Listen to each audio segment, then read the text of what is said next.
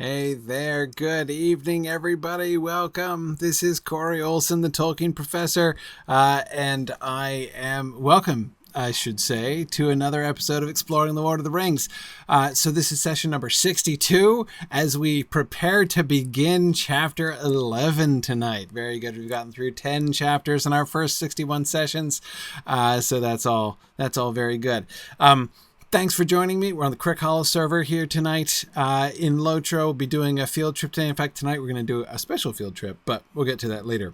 But first, we're going to talk about Chapter 11. But first, actually, I don't have that many announcements today. But I did see that some of you guys in the Discord channel were talking about Mythmoot stuff. Looking forward to seeing you guys there. I saw somebody talking about the pub trivia, which is really fun. And don't be intimidated because, of course, it's pub trivia, so you get to work in teams. And there'll be lots of people who are...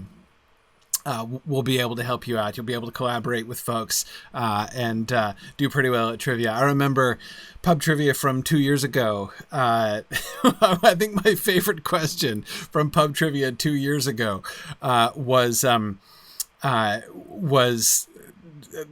teams challenged to come up with as many names of Turin Turambar as they could.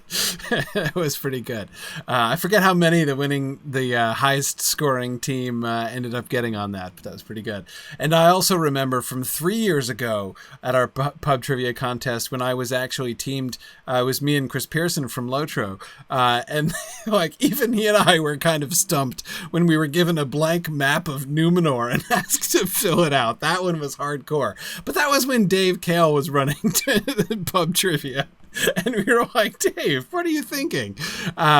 Anyway, it was it was a lot of fun. So pub trivia is a great opportunity, and the costume ball. I have to admit, the masquerade ball. I'm still working on my costume for the masquerade ball this year. I went as Boethius last year, which was fun. But I'm thinking about doing something a little different this year. Not quite sure exactly what and how that's going to work, but we'll see. We'll see I'm sure that my helpers and I will come up with some. We'll come up with some ideas for that. Yeah, you're right, Tom. Dave was nearly lynched, both for the map. Oh yeah, and the genealogy. Yeah, he had Hobbit genealogies from the back with some of the names blanked out, and you had to fill in the blank names in the Hobbit genealogy. But I have to actually say, Chris Pearson rocked that one because he was like, "Yeah, we used like every single name practically in these genealogies in the game." So. Anyway, so that is who I was last year. I was Boethius. It was more obvious at the beginning when I came into the ball and I had my hands tied up, so I was obviously a prisoner. That kind of gave it away. But of course, as we proceeded with the dancing, I had to take my I had to release myself from bondage so that I could actually participate in foxtrot and that kind of thing. So. Are there any guidelines for the costumes? That's kind of a loaded and potentially dangerous question. I'm sure there are. I don't know them off the top of my head.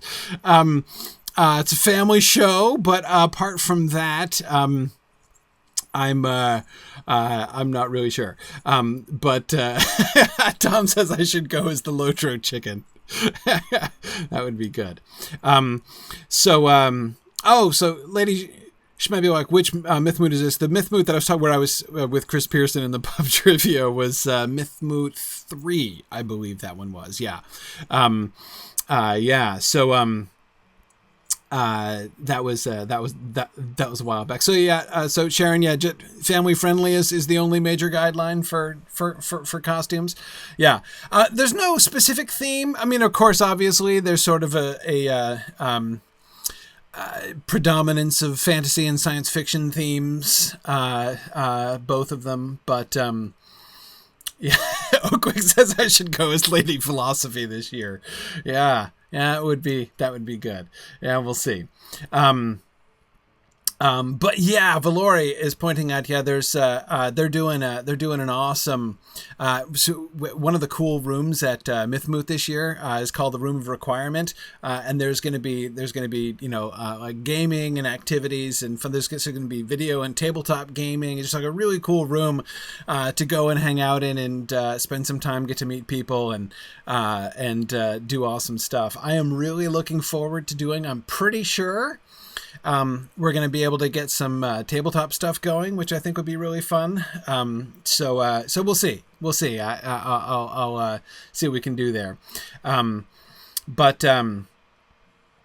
Yeah. So it was very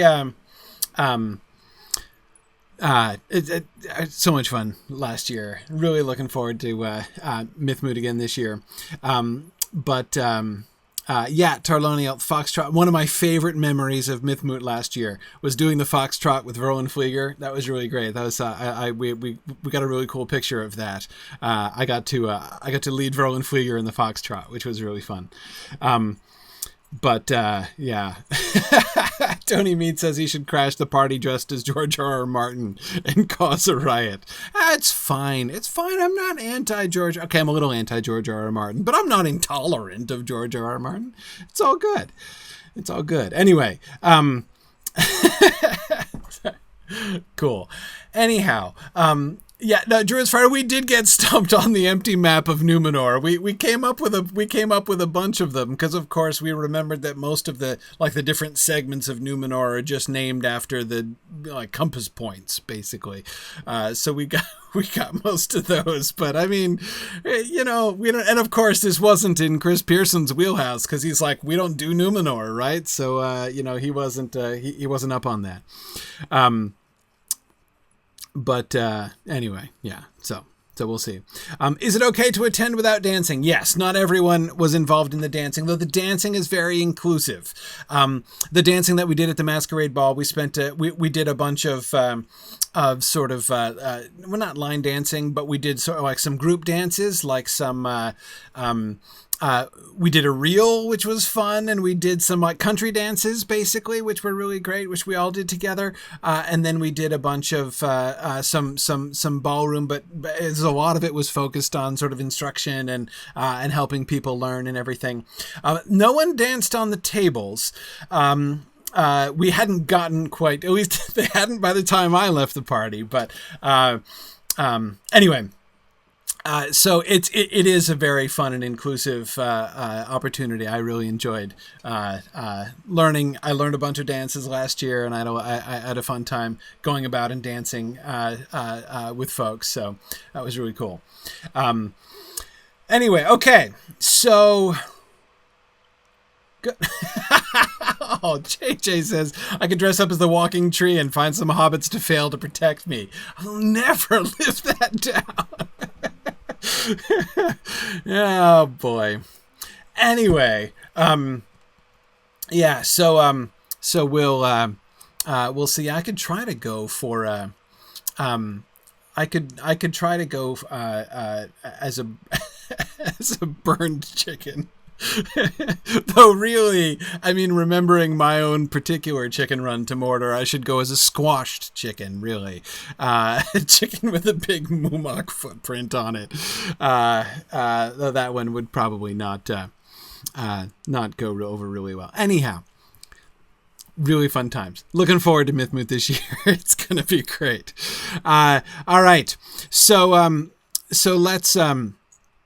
let's get back to the text. Let's start chapter 11 because we've got some really fun passages tonight. Both finishing up. Hopefully, we're going to get back to Bree and get to finish up our discussion of the invasion of the rooms, which we were looking at from the setup last time, and then. But of course, before we're going to get the really awesome interlude in Buckland. So. All right, so let's get to this here. Breaking and Entering is the name of tonight's class because, of course, there's a great deal of both breaking and also entering that goes on during the course of today's material. So, first, Let's just jump straight into the text here tonight. As they prepared for sleep in the inn at Bree, darkness lay on Buckland. A mist strayed in the dells and along the riverbank. The house at Crickhollow stood silent. Fatty Bulger opened the door cautiously and peered out. A feeling of fear had been growing on him all day, and he was unable to rest or to go to bed. There was a brooding threat in the breathless night air. As he stared out into the gloom, a black shadow moved under the trees. The gate seemed to open of its own accord and close again without a sound. Terror seized him. He shrank back, and for a moment he stood trembling in the hall. Then he shut and locked the door. The night deepened. There came the soft sound of horses led with stealth along the lane. Outside the gate they stopped, and 3 black figures entered, like shades of night creeping across the ground. One went to the door, one to the corner of the house on either side, and there they stood, still as the shadows of stones, while night went slowly on. The house and the quiet trees seemed to be waiting breathlessly. Okay. One thing that we can obviously see from the very beginning here, right? And this is another thing, like, as I was saying last time, I spent years of my life even before the Peter Jackson films came out, under the impression that the Nazgul had broken into the inn at Bree. And this, I think, is the primary culprit for that, this juxtaposition between the break-in at Bree and the break-in at Crickhollow, right? Because it is clearly, manifestly, the ringwraiths who break in, who come to Crickhollow, right? So, with the 2 break-ins happening at the same time and the threat of and the presence of the Nazgul confirmed, last thing that happens in chapter 10 is the presence of the Nazgul is confirmed there, and then we see the Nazgul breaking in here, and then we go back to Bree and find that a break-in has happened, right? So it's very natural, again, even without the Peter Jackson film. It's very natural to sort of come to that conclusion, but look what happens. Look what happens here. The description of we know these are not thugs. These are not hirelings, right? These are the Nazgul themselves, and we get this first from just the growing sense of fear and dread that Fatty Bulger has, right? The way in which he is just affected, it seems, by the presence of the Nazgul, and the first thing we learn there is that a feeling of fear had been growing on him all day, and he was unable to rest or go to bed. There was a brooding threat in the breathless night air. So it seems to me that there are 2 different possibilities here, right? Possibility number 1 is that they're present, like they're in hiding somewhere near the house, waiting for nightfall, right? So that even though they have not yet approached the house, throughout the day he can feel their kind of distant presence, and it's making him uneasy. And then as they begin to converge and come closer to the house, that mounts. Or possibly his feeling of unease and the feeling of fear and his restlessness is from a different source, right? That he just has some kind of premonition of danger throughout the day, which is not directly derived from the Nazgul, but rather comes from some other source, so some other instinct perhaps that is warning him. Those would seem to me to be the two primary things. Now, questions that a couple of people are asking here, both Tillian and Catriona are saying, like, why are they bothering? Basically, don't they know that the ring has left the Shire? No, they don't. Remember a couple things here. First of all, the Nazgul cannot communicate telepathically. Right. This scene, in fact, is the scene which proves most clearly that the Nazgul cannot communicate telepathically. There are a bunch of Black Riders who have been exploring the Shire, right? Who have been looking for the ring in the Shire, and they're all reporting back to the Witch King, but he is south of Bree, right now. He's sort of stationed centrally, not too far from Bree, but a little bit down the Greenway is where he's based. And he's got some that are going east and checking the east road, and there are some that he sent off into the Shire, right? But they haven't reported back yet. This is again why does the Nazgul leave, right? When after Merry keels over, right? Why isn't it the Nazgul who's dragging Merry off to wherever they're going, right? Presumably Bill Ferny's stinky basement or whatever. The reason is that he's got to go back to the Witch King to report. The Witch King needs to know about this. That Nazgul, whoever he is, has confirmed information, which sounds very certain, right? That the ring is there in Bree. This is big news with capital letters, and the Witch King's going to want to hear about that. The dudes in the Shire, right? The ring wraiths in the Shire don't know about this. What do they know? They know that the ring has been traced here. Now, keep in mind, it's going to have taken them a little while to figure out where it is. First of all, so you're one of the ring wraiths in the Shire, right? What do? Right? You have tracked him. The one that you're pretty sure, you know that Baggins has left Hobbiton. Right?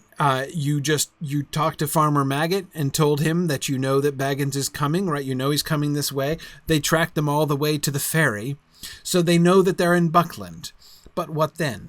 Right? It's crossing the river is non-trivial for them. This is a really important thing. The river is a significant obstacle. So he certainly can't swim the river. And it's even crossing the bridge is dicey for them, right? So they've got to go. They're not going to get there right away. But even though it's been a couple days now, because remember they were in the house of Tom Bombadil for a couple days. They had the day in the Old Forest. They spent the next day at the Prancing Pony. They spent the next day going out and then eventually ending in the Barrow. Right, spending the night disastrously in the Barrow, and then the fourth day after that is the day. So the fourth day after they left Crickhollow is the day that we just ended, of course, here. So it's been several days since they lost Frodo at the ferry landing, right? Mike, exactly. They don't have a map. Right? So they know that the ring is over in Buckland. Okay. So what do they know then? Right? What conclusions can they draw then? They have to find out where it is, right? They have to figure out what's he going to do. Is this his goal? Right? Is he going to take off from there? Their first priority would have to be to watch the road, right? Remember, that's what Frodo was suspecting. It's why he wanted to go in the Old Forest in the first place, right? Because surely if he's going to continue, he's heading east. If he's going to continue east, he obviously is going to use the road. Who goes through the Old Forest? Nobody goes through the Old Forest. I think when Frodo says that the enemy wouldn't expect, the Black Riders wouldn't expect them to do that, probably right? So Mad Violinist, the gaffer mentions Buckleberry specifically, as I recall. Sold and gone, I tell you, he's off to Buckleberry or some such place. But he can't tell him where that is, right? Anyway, so they know from the gaffer, they know that he's going to Buckleberry. Where is that? Buckleberry, right?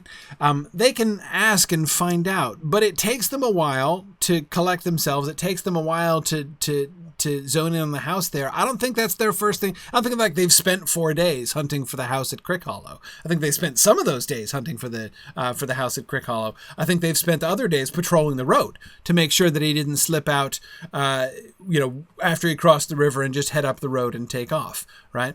So they've been patrolling up there, trying to figure out where he is, right? They seem to have concluded, having connected, presumably, with the other Black Riders around Bree, have confirmed, okay, he's not been, we haven't, we've searched the road, right, several times between Buckland and Bree.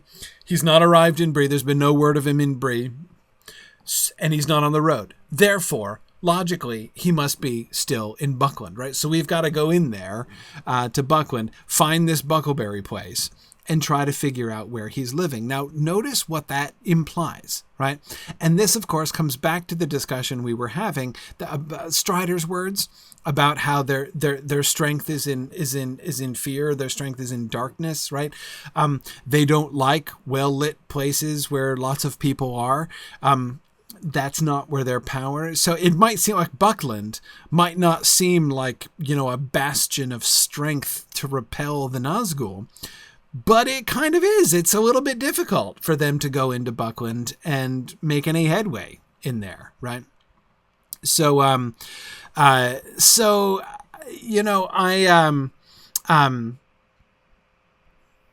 definitely think that it's. You can see that there are a couple of reasons why this would be sort of their last priority, right? He must still be there, so let's find him, right? Okay, so this seems to be why they have not found the house sooner than that, but B, why they're still coming, because remember that, so it's now they are arriving, they are raiding the house at Crickhollow only a few hours after Frodo has been spotted at Bree. Remember, it was dusk. It was already, the sun was down when Frodo came in through the gate at Bree. So, and it's now it's now evening of that same day. So there is zero chance that any of the Black Riders in the Shire could have any idea that Frodo has been spotted at Bree, right? How would they know? Anyway, so the logistics of it make sense, when you kind of stop and think it through, but you have to, one of the things that is so difficult to understand, especially I would add, and I don't mean this as a knock against Lotro specifically, but if you're used to thinking in like RPG video game terms, right? It's kind of misleading, right? That is, if you're used to thinking of it in video games term, the Nazgul, they're obviously bosses, right? These are elite mobs, clearly, the Nazgul. And you've got a bunch of hobbits. So you've got a bunch of, sort of landscape NPCs, right, here in Buckland, right, who clearly, they're not even first level, right? And then you've got this group of 3 or 4, boss bad guys who are obviously hugely powerful. And again, if you're thinking in video game terms, it's like, this is ridiculous. Like, why would they even hesitate? It would make sense, for instance, to imagine, okay, so if you're the Nazgul, right, and you're fairly unscrupulous, then surely maybe like what you could do is start at the Haygate, up in the north of Buckland, and then just work your way south and slaughter every single hobbit in Buckland, right? That ought to do it, right? That ought to, that way you just do a thorough job of the thing, and you'll find the ring one way or the other. Right? Like that, you can't imagine that they're beset with scruples about that sort of thing. If the Ring of Power is at stake, and if it would mean finding the ring of Power again, if you think about it in those kinds of terms, in those kinds of sort of video gamey terms, that those are the kinds of questions you have. And I've been asked questions like that from people like, why do the Nazgul seem worried about the hobbits? Why don't they just slaughter folks? This is actually one of the things that I think that one of the small things that I disliked in the opening sequences of the Peter Jackson Fellowship of the Ring is when the Nazgul ride through and they draw their swords and kill a hobbit on the side of the road. Remember that, the dude with the lantern?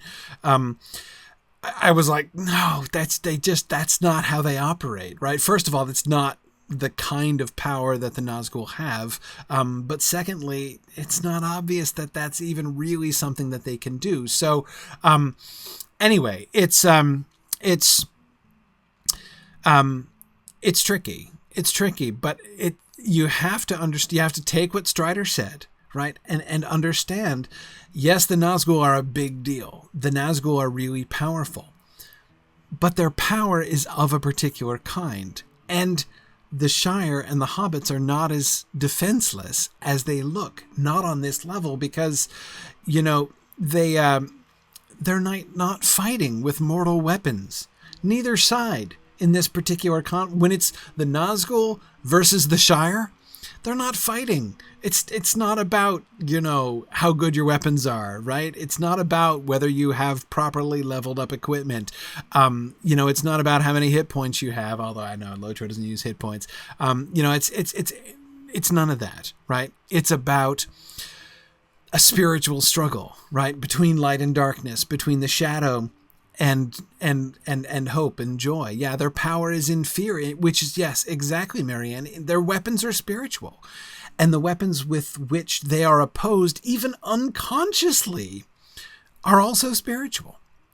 And that's a big deal. It's a big deal that is kind of hard in many ways, I think, for us to wrap our brains around. And Pontine, I know that their goal wouldn't be to kill hobbits, but my point is, you could say that, like, what you could ask, why are they mucking about, right? I mean, if they want to get the ring, why don't they just, why are they hiding even, right? Why don't they just go through, search every single hobbit, break down every house, round up every single hobbit, frisk them, search them for the one ring, right? I mean, theoretically they could do that, right? No, in theory they can't do that. And we have to understand that it's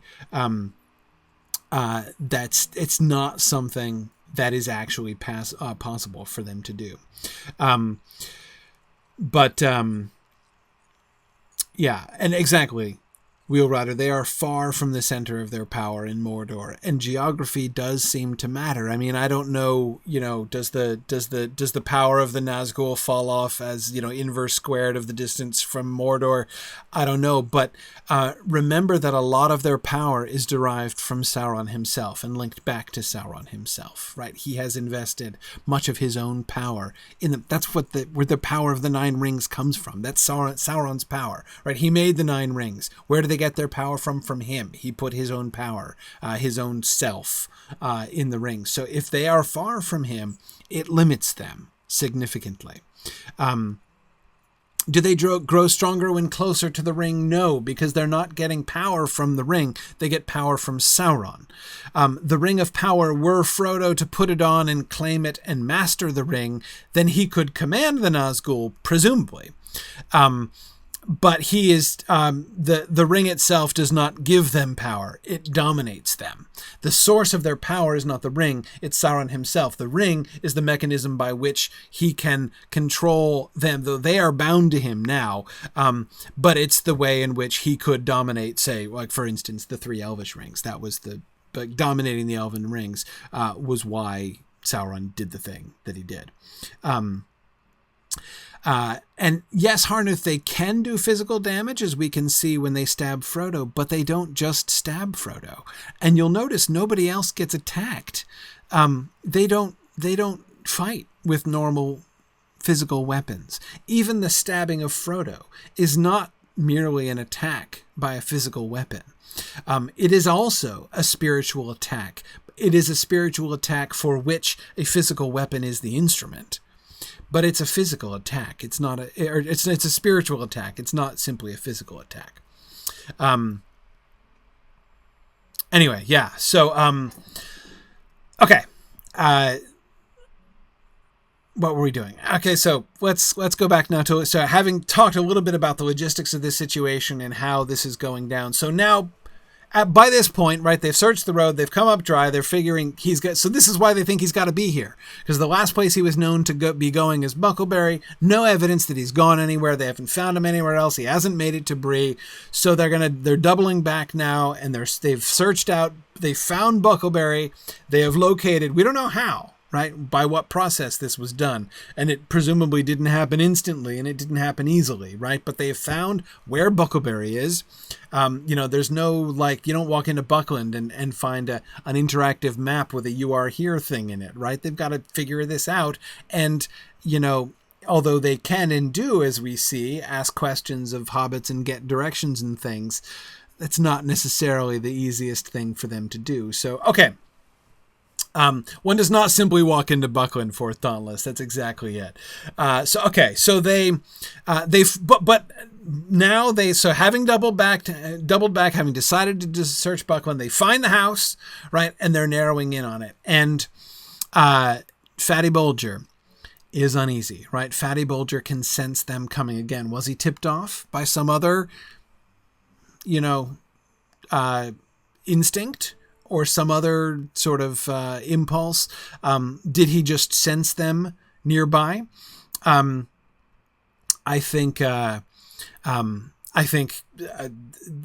not sure which of the two it is. I don't think there's enough evidence to say that we can be confident that he is receiving some sort of, kind of guidance or inspiration. But it seems to me quite possible that a Black Rider has been watching the house. They're strongest in the nighttime, right? But it's not like they vanish during the day. So I would suspect, based on this paragraph here, that a Black Rider has been near the house watching it all day long, so they can know whether or not there's anyone in there. And they do, because there is, right? And remember, in the Conspiracy Unmasked, we were told that Fatty Bulger was going to have some of Frodo's clothes and was going to go around masquerading as Frodo Baggins, right? So they have seen a Hobbit here who may or may not be Frodo Baggins, right? And so what they are doing here is confirming, right? It seems there is a non-zero chance that the ring is here, and based on all of the information that they have available for them, they definitely could this has to be their likeliest candidate. They have to at least rule it out, right? Okay, so, and Cecilia is wondering, could they have literally sniffed it out like we've seen the sniffing? Possibly. That, I would think the delay would in as much as they're actually sniffing, that is to say that the scent that they are following is a physical scent and not some kind of spiritual thing again, it kind of manifesting itself in an outwardly physical way. If the scent that they are sniffing is just literally their scent, I would think the scent of Frodo and his companions, whom some of these sniffing Nazgul might recognize from their trek across the Shire, I would think that their scent would have faded by now, and it would be a little difficult. And yeah, exactly, Matt. I'm not sure if they can sniff the Ring of Power in some sense, like if their sniffing is kind of an outward show that is attached to a more kind of spiritual perception in that way. If they, does the sense of the One Ring linger, having passed here, we don't really know. And Fourth Dauntless, I agree, you're right to remind us that it's not only been several days, but it's also rained on Goldberry's washing day, right? So if they were following a physical scent, it would have been washed away. So I don't think it's that simple. Again, I think that they have had to find the house. Yeah, Tom, yeah, that's true. Thinking back to to Bilbo's famous line about, it smells like elves, in Rivendell. Yes, because it's not obvious that is a purely physical scenting that he is scenting as well.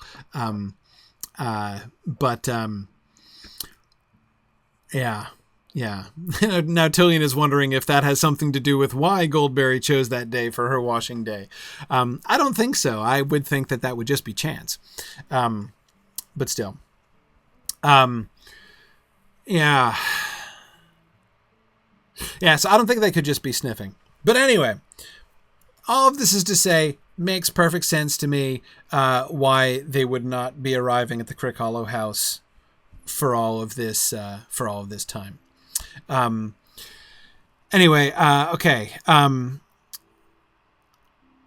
Where was I? The brooding threat in the breathless night air. Look how the Nazgul move. This is the Nazgul moving into the attack. It's dark. right? They're not waiting for dark anymore. Darkness lay on Buckland. It's fully dark now. What did the Nazgul do? Let's watch their maneuvers. A black shadow moved under the trees. The gate seemed to open of its own accord and close again without a sound. I think that this does mean, and one of you was suggesting this earlier on or asking about this earlier on, and I would say yes, this does sound to me like an uncloaked Nazgul. So yeah, I do think that I do think that there is basically an invisible Nazgul there. It's not, I mean, it's dark, so it might just be that, you know, he's wearing a black cloak in the darkness and so he can't see it. But the way that it's described with the gate, it's not just, you know, a shadow that he could, a darker shadow, you know, stepped through the gate or something like that. He can see the gate and it seems to be opening and closing on its own. And terror seized him.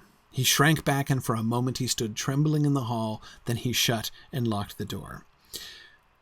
Then time passes, right? The Nazgul are not quick. They don't pounce on the house.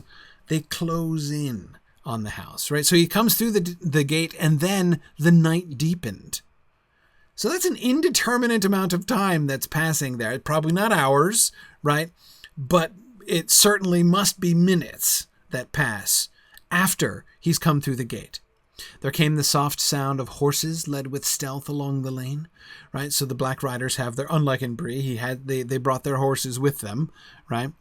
Outside the gate, they stopped so that the horses are now at the gate. 3 black figures entered, like shades of night creeping across the ground. Does this mean that the Nazgul are crawling along the ground on their bellies like that one that Frodo saw? No, I don't read it that way. Like shades of night creeping across the ground. So it's comparing their movement across the lawn to the movement of shadows creeping across the ground. So just as during the day, for instance, right, the shadows of the daytime, you know, as time passes, the shadows of the trees and the lawn, you know, creep across the ground, right? So too, the movement of the Nazgul across the lawn was like shadows in the nighttime creeping across the ground. That is, they move slowly, inexorably, and utterly silently. Are they all uncloaked? Rallis Earth Dweller, I'm not really sure that they are. Because here, remember, the first one was like invisible, right? The first one is that you could see a black shadow moving under the trees, and then the gate just seems to open and close on its own, right? After with the ones that were out with the horses, right? These 3, so one at least was there before, and then 3 have come in, and they're visible. They're black. They're visible as black figures. So I don't think that they're uncloaked. Maybe the first one isn't either. That's not certain, but it seems possible at least. But again, I love that description of their passage across the lawn, like a shadow coming towards the house. Yeah. One went to the door, one to the corner of the house on either side, and there they stood, as still as the shadows of stones, while night went slowly on. Not quick, right? So they don't come in right away. When they do come in, they creep across the lawn like the advancing shadows as time passes through the day. They get in position. One comes to the door. The other 2 go to the corners of the house, flanking him, right? And then they do nothing. Then they stand there, silently, still as the shadows of stones. What a great simile that is, isn't it? Still as the shadows of stones. Because they don't look like stones, right? So you can't say that they're still as stones or still as statues. They're still as the shadows of the stones, right? Because they are completely black, completely featureless, right? These patches of blackness in the night. But as still as if they were the shadows of stones.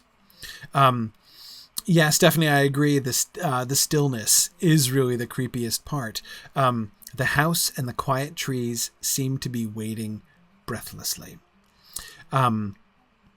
And yes, the S alliteration is super creepy. Still as the shadows of stones. Yes, all the sibilants in that phrase really make it wonderfully rich.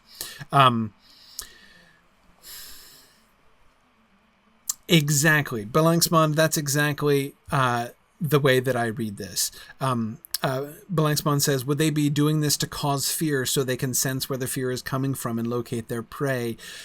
Yes. Whether it's a location thing or whatever, this is their strength, right? Their goal is not to come in. They're not going to come in and rough up Fatty Bulger, right? That's not the plan. So they don't come running up to the house and kick in the door and, no, they stand there by their presence. They have surrounded the house. Yes, it's very creepy for us, the readers. It would be beyond terrifying for Fatty Bulger inside. For the hobbits that are in this house, and they know there's at least one hobbit in there, right? Terror seized him just when he saw the gate open and close, right? I mean, now to see the house surrounded and the silent, the silent shadows standing by the door in the corners of the house. Yes. I mean, they are, keep in mind, they are attacking the house right now. The house, it is under attack, right? It is under spiritual attack. It is under the kind of attack that the Nazgul do. They don't kick and punch and swing their swords, right? They afflict their victims with fear, and that's one of the things that they're doing. Now, Tony was asking, are they waiting for their hour? Are they, they might be waiting for something, I think. And we will see that here in just a second, maybe, or maybe get some more information on that. But again, make no mistake, this house is under assault right now, and anyone in it is already under the full attack of the Nazgul. When they enter the house, it's not going to get any worse, right? If you've got a door between you and Nazgul, it's not like, oh, you're temporarily safe, right? I mean, Fatty was smart to lock the door, of course, but again, it's not about physical attack at all. Yeah.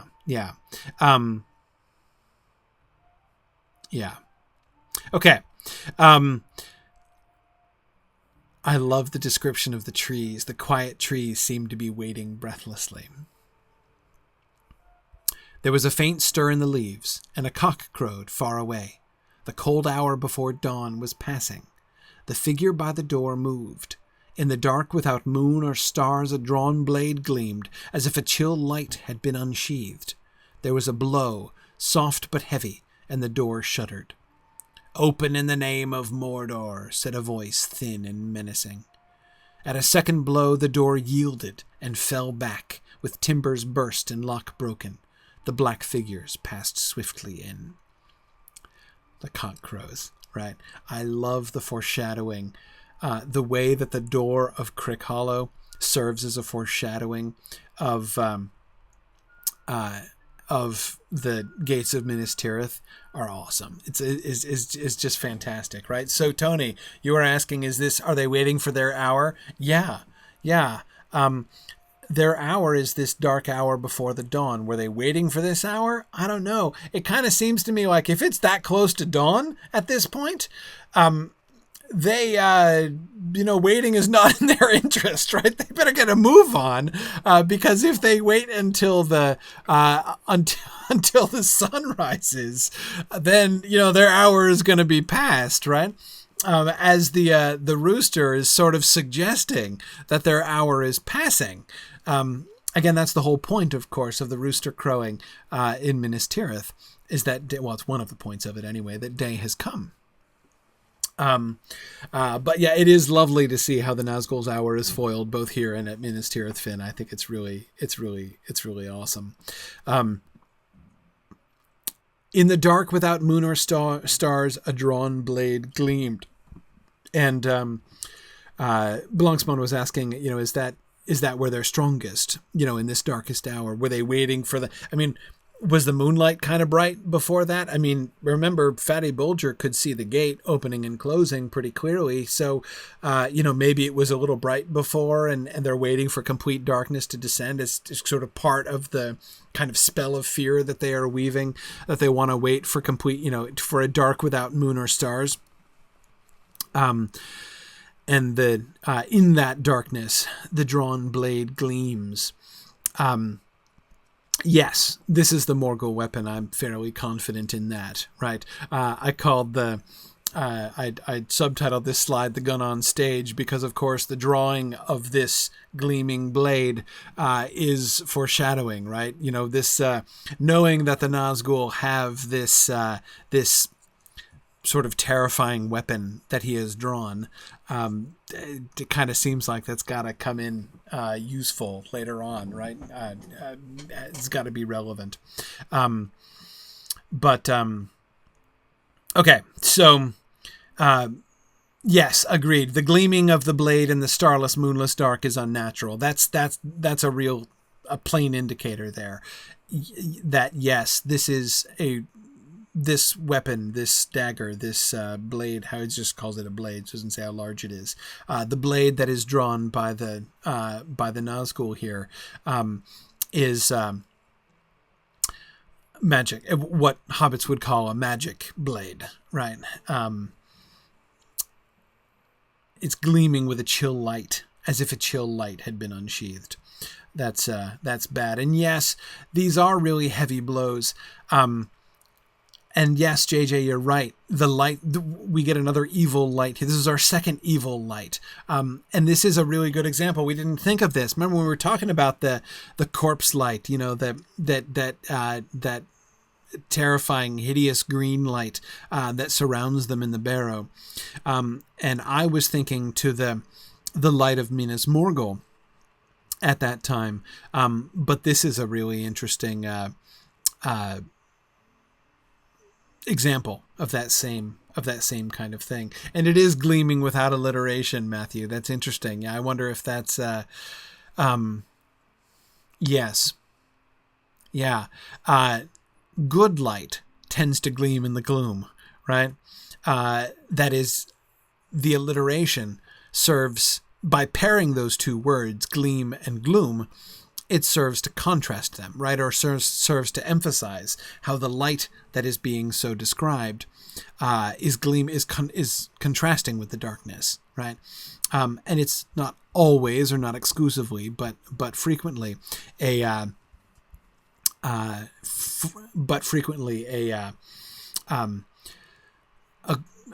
good thing, right?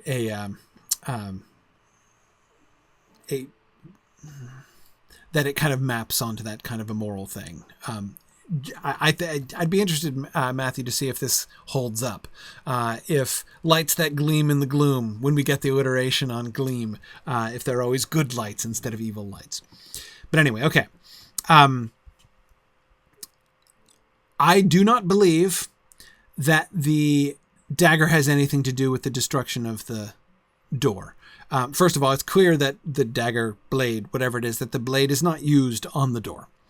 You can tell because of the sound that it makes, right? The blow soft but heavy, right? That's not a blow either with blade or hilt of a sword or dagger on the. This is not a ring. This is not a thunk, right? This is a soft but heavy blow, like a fist or an open hand, maybe a boot or something, right? This is the Nazgul himself beating on the gate. A couple of you were, again, thinking about Minas Tirith, were asking about sort of a parallel between Grond and the weapon that he unsheathes here. No, for a couple of reasons. I would not say that, and for a couple of reasons. First, it's clear to me that which is based on the description of that sound, that he doesn't hit the door with the weapon. So in that way, it's not really a parallel to Grond, the battering ram.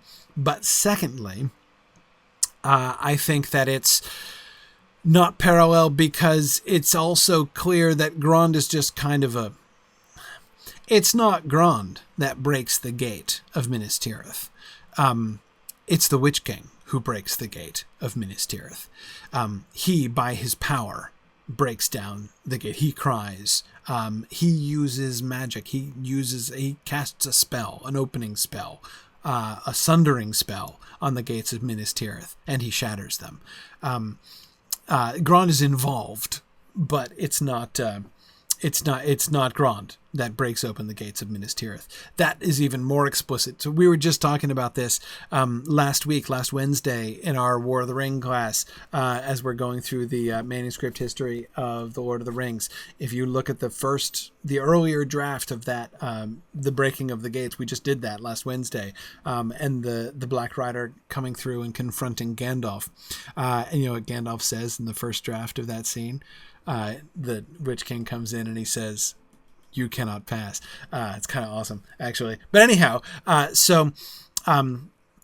the Witch King, but in that scene, the first draft, when he described it, Grond, the ram first hits the gates uselessly. It emphasizes all it does is make the gate ring. Right? It doesn't have any impact at all. And then the Witch King cries out, and he cries out 3 times. And on the third time, and sort of in sync with the beating of the ram. And the third time he cries out, the gates just blow up. They just rupture.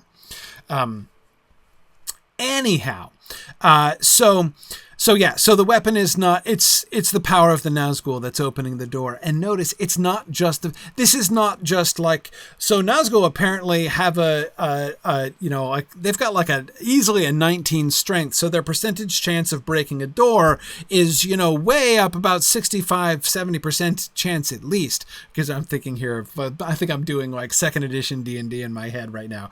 But anyhow, I know they don't have percentage chance to break doors anymore in 5th edition. But again, it's not like that. It's not his physical strength. Look at the description. This is my favorite part of this whole passage. Look at the description of the door. What does the door do? Right? Notice it doesn't. It's like using the passive voice. Right? When you use the passive voice in a sentence, I know your English teacher always told you never to use the passive voice, but despite what your English teacher might have told you, the passive voice is not evil, right? It's used irresponsibly and often used to confuse people, often deliberately. This is why politicians use it. Mistakes were made, that kind of thing, right? But the reason you often might choose effectively to use the passive voice is when you want to draw attention not to the thing doing the action, but to the thing upon which the action is being done, right? That's the sort of effect of emphasis that using the passive voice has. Exactly, Lincoln. The passive voice, perfectly acceptable under the right circumstances, can be done. So I always get kind of annoyed when English teachers are like, never ever use that's one rule, never use the passive voice. It's just dumb. It's like saying never use the imperative mood or something like that. Like, come on. But anyway, whatever. The emphasis is not, however, on what the Nazgul does. Like, the description is not, at his second, with his second blow, the Nazgul drives his boot through the door and breaks the door in pieces, right? That's not what it says. It's all about the door. At a second blow, the door yielded and fell back with timbers burst and lock broken. If it didn't say that the timbers were burst and the locks were broken, we wouldn't even know that physical force had been used, right? The door yielded and fell back. It is fascinating. Yes, Tony, you're right. The door is anthropomorphic. It's like it's resisting and it gets defeated, right? Matt says it sounds like the door is a shield wall that is broken, right? Again, Tony, Matt thinking in the same ways, but instead of thinking it like a single anthropomorphism, right? Like a single being compared to a single person. It's like the door is being compared to a defending army, right? So it's the door yielded and fell back with timbers burst and lock broken. That's it's just a fantastic description. The door is repelled. The door is overcome, right? The door's will is broken almost, right? It yielded. It yielded. The door yielded and falls. The poor door can't stand forever against the Nazgul. But again, it's not just about the physical strength of the Nazgul. Clearly, it has employed physical force, right? There is a physical blow, soft but heavy, right? And the door is shaking. The door breaks. So physical force has been used. But again, notice how far Tolkien is going out of his way not to make this a simple physical description, right, of somebody busting in a door. No. Sorry, Forthallus. This is not the passive voice. I'm not saying he's using the passive voice. I'm saying that what he does in this description is parallel to what one does syntactically when one uses the just as in using the passive voice, one emphasizes the object of the action rather than the doer of the action. So too does Tolkien's description here do the same thing. The description is not about what the Nazgul does to the door. It's about what the door does, right, when it receives the action of the Nazgul. So sorry, I was a little unclear about that. Grammatically, no, this is not the passive voice, but it's like that, right? That's what I'm trying to kind of capture here. Yeah, JJ says we need a song memorializing the fall of the door. You're totally right. I mean, doesn't this kind of sound like a noble enemy, which has been, I mean, the noble rearguard action. Fatty Bolger owes his life, right, to the self-sacrificial rearguard action of this door, right? And, you know, it may have yielded and fallen, right, but its sacrifice is nonetheless, and we will always remember it, right? Yeah, no, I agree. That's exactly the kind of sense that's created with this, and I think that is absolutely awesome. He has already fled Lincoln, but again, like he's had the door not been there, right? I'm telling you, it's all, yeah, it's unclear exactly how long that Fatty Bolger has been gone. Not hours. I don't think it's been hours. They're taking their time, right? This is not a lightning assault on the front door of the house at Crickhollow, but it's also, I mean, the night deepened and all of that, but I don't think it's hours based on the action that we get from before. Okay, let's keep going.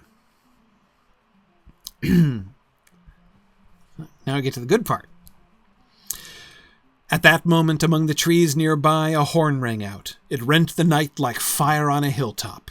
Awake! Fear! Fire! Foes! Awake! Fatty Bolger had not been idle. As soon as he saw the dark shapes creep from the garden, he knew that he must run for it or perish. And run he did, out of the back door, through the garden, and over the fields. When he reached the nearest house more than a mile away, he collapsed on the doorstep. No, no, no, he was crying. No, not me. I haven't got it. It was some time before anyone could make out what he was babbling about. At last they got an idea that enemies were in Buckland, some strange invasion from the old forest. And then they lost no more time. Fear, fire, foes! The brandybucks were blowing the horn call of Buckland that had not been sounded for 100 years, not since the white wolves came in the fell winter when the brandywine was frozen over. And again, horns foil the hour of the Black Riders, Finn. Exactly. The parallels between the assault on Crickhollow and the, this sort of turning point of the Battle of Pelennor Field here are awesome, aren't they? I mean, the closer you look at them, the clearer it gets.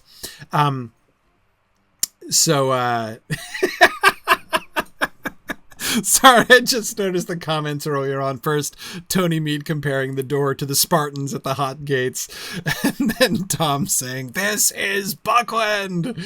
Yeah, that juxtaposition is a good one, Tom. That's excellent. Yes, and Matt, absolutely. This is also an echo from Beowulf. The sound of the hand on the door, the arm, the hand and the arm that bust in the doors of Heorot when Grendel pounds on it. Yes, it sounds just like that. Yeah, cool. Yeah, Finn, I never really thought about that so much either. I mean, I'd kind of generally noticed it, but I'd never looked in this detail to see how closely it parallels the Gates of Minas Tirith. I think it's pretty amazing. So Veronica, let me get to that point first, and then we'll talk about the horn call in a second. Veronica says very sensibly that the Nazgul were kind of dumb not to cover Fatty's route of escape. I think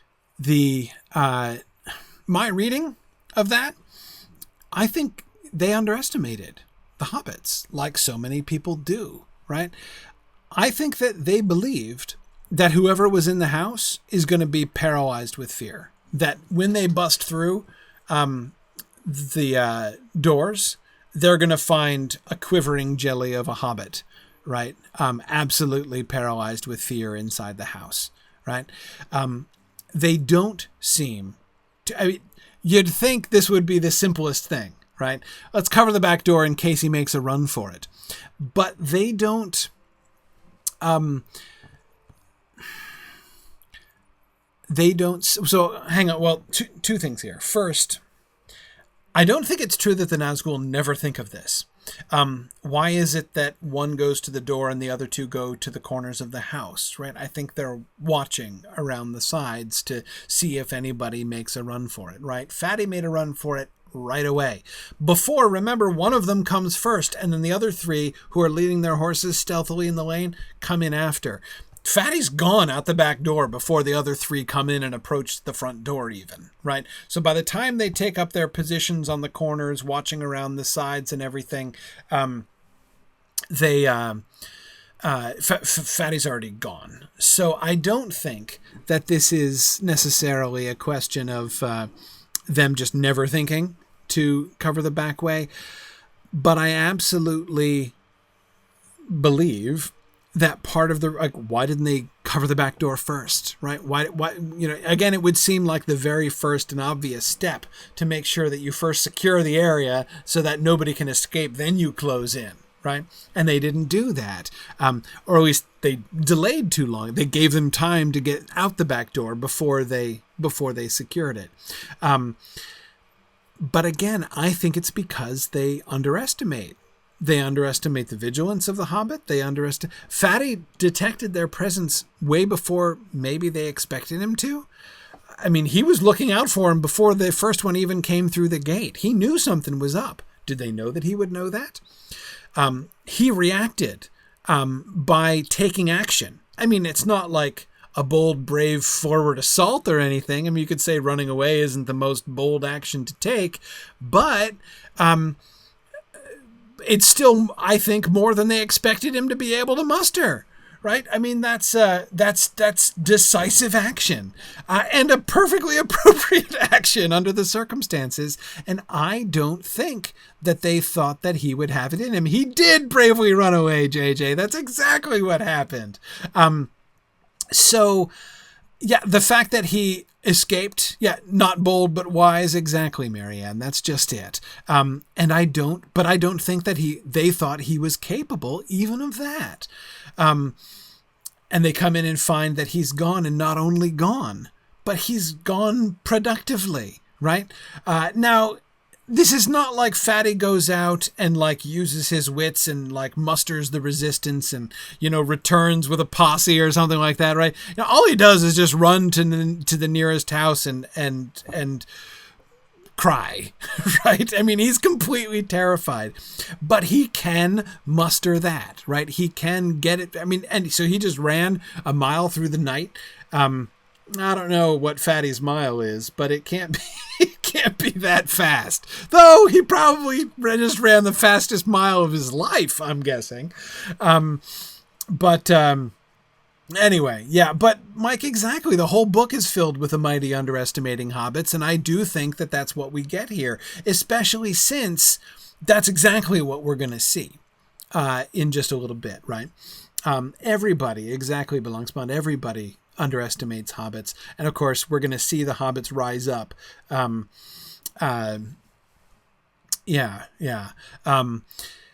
Lady Schmeviolk, that's a really interesting thing, right? she has to do the hobbits even believe him. Well, it's almost fortunate that he doesn't say anything, right? Like if he had been more articulate, it might have been a bigger problem, right? If he had come in and be like, okay, the Black Riders are here. And they're like, what? The who? It's like, Black Riders. There are these Black Riders, and they've kind of invaded the Shire, and they're hunting us, and they're here. Who are they hunting? Who are these things? They'd be asking a lot of questions, right? But with him just kind of blubbering and obviously out of commission, they come to an incorrect but sensible conclusion, right? They can tell that he's completely terrified. He's obviously seen something, and they, they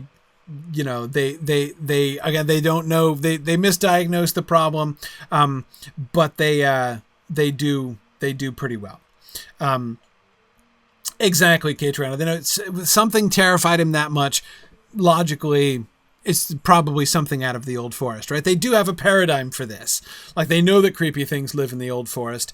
The Bucklanders have lived their whole lives on the eaves of this creepy forest. They have that rather comforting wall in between it and them, right? So it's not like they're constantly looking between the trees, waiting for something to come out at them. But it's not like it never comes up, right? I mean, all of them, remember Fatty Bulger, he doesn't even live in Buckland. He lives across the river, but still, he's, his nurse used to scare him with stories of things that would come crawling out of the Old Forest. I am sure that the nurses of all those people in Buckland used to scare them when they were kids, with stories of scary things crawling out of the forest, and it seems to have happened, right? So it's a very sensible conclusion that they have come to. Now about the horn calls, I also really love the translation, but I love how it works in both ways. Both how we get like a verbalization of the horns in the sense of being told what it conveys, right? So when the Bucklanders hear this cry, they can this is what they hear, right? This is what it translates to. Fear, fire, foes awake. But the other thing that I love about it, and this is just like, to me, such a wonderful example of Tolkien's phonoaesthetic sense, right? If you have ever heard a horn cry, right? If you have ever, as I have, blown, a horn or a bugle, right? I was a horn player. I was a trumpet player when I was in high school and college. I was just at the the elementary school band concert of Matthias, my 10-year-old son, who's playing the trumpet now, following in my footsteps. Very cute. He did very well. Anyway, if you ever heard anyone make a horn call, you can't play a lot of notes, right? You just play it. You can only play it in arpeggios, and that's what he's describing. So the words enable you to hear there are different horn calls that you can make, right? And the horn call of Buckland, you can hear it, right? Bum, bum, bum, bum, bum, bum, bum. Awake, fear, fire, foes, awake, fire, foes, awake, right? You can, the awake is so beautiful, both in the sense of conveying what it means, right? But also in the sense of enabling you to hear exactly what so the fear, fire, foes are, 3 sustained, equal length notes, right? But the awake is the call. Yeah, exactly. Like military bugles, each tune means something different. Horn calls. I mean, hunting horns. They're. I mean, goodness. Oh my. The like medievals had so many different terminologies. There's so many, like you sound the different, there are all these different horn calls that you sound on a hunt, right? For when you found the deer and when you've cornered the deer and when the deer has been killed, right? And all these things, this is like that. This is a specific call, and you can see it's consistent, right? The core of it is the fear, fire, foes, those 3 sustained notes. Anyway, it's really cool. I love how and then with the bold and the all caps, you get that sense of the shocking suddenness of the sound breaking across the night of Buckland, right? It's pretty cool. And Tiber, I don't think it's not that they haven't blown the horn at all. I don't think they're out of practice, right? I don't think it's been 100 years since anyone has blown a horn.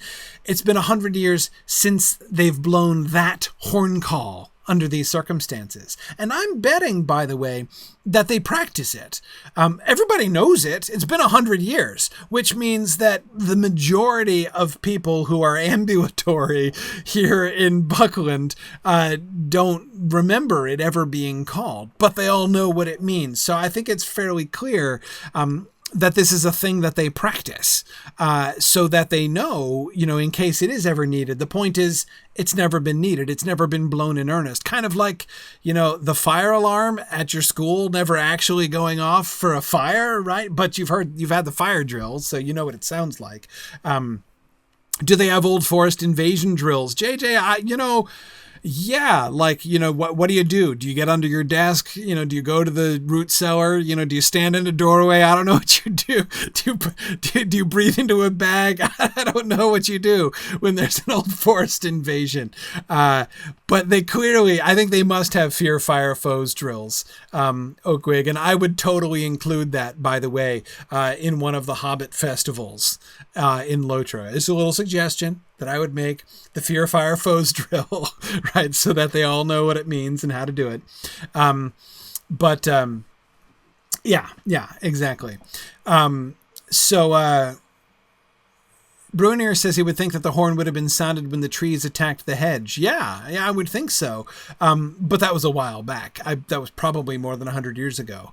So the wolves attacking across the frozen Brandywine was probably more recent than that. Anyway, cool.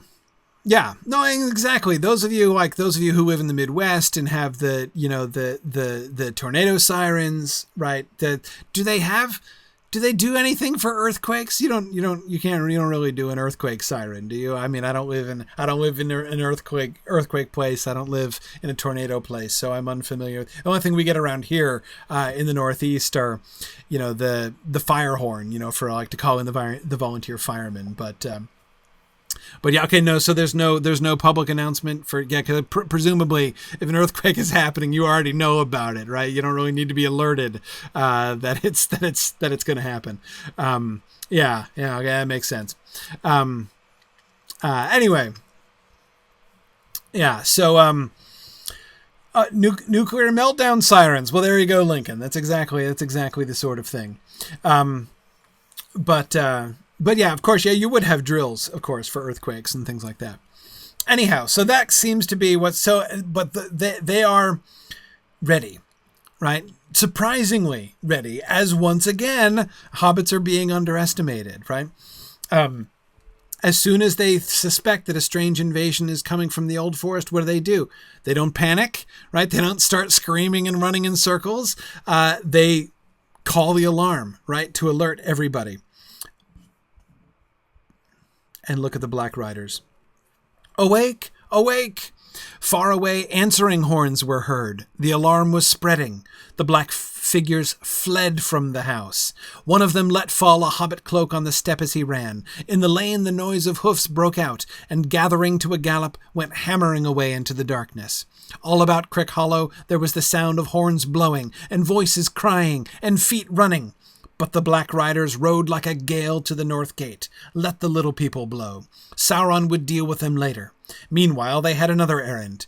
They knew now that the house was empty and the ring had gone. They rode down the guards at the gate and vanished from the Shire. Okay, so some hobbits were harmed in the defense of Buckland. Right, the guards at the gate are written down. Are they killed? We don't know. It seems quite probable that they were. But notice even that is not the Nazgul attacking hobbits, right?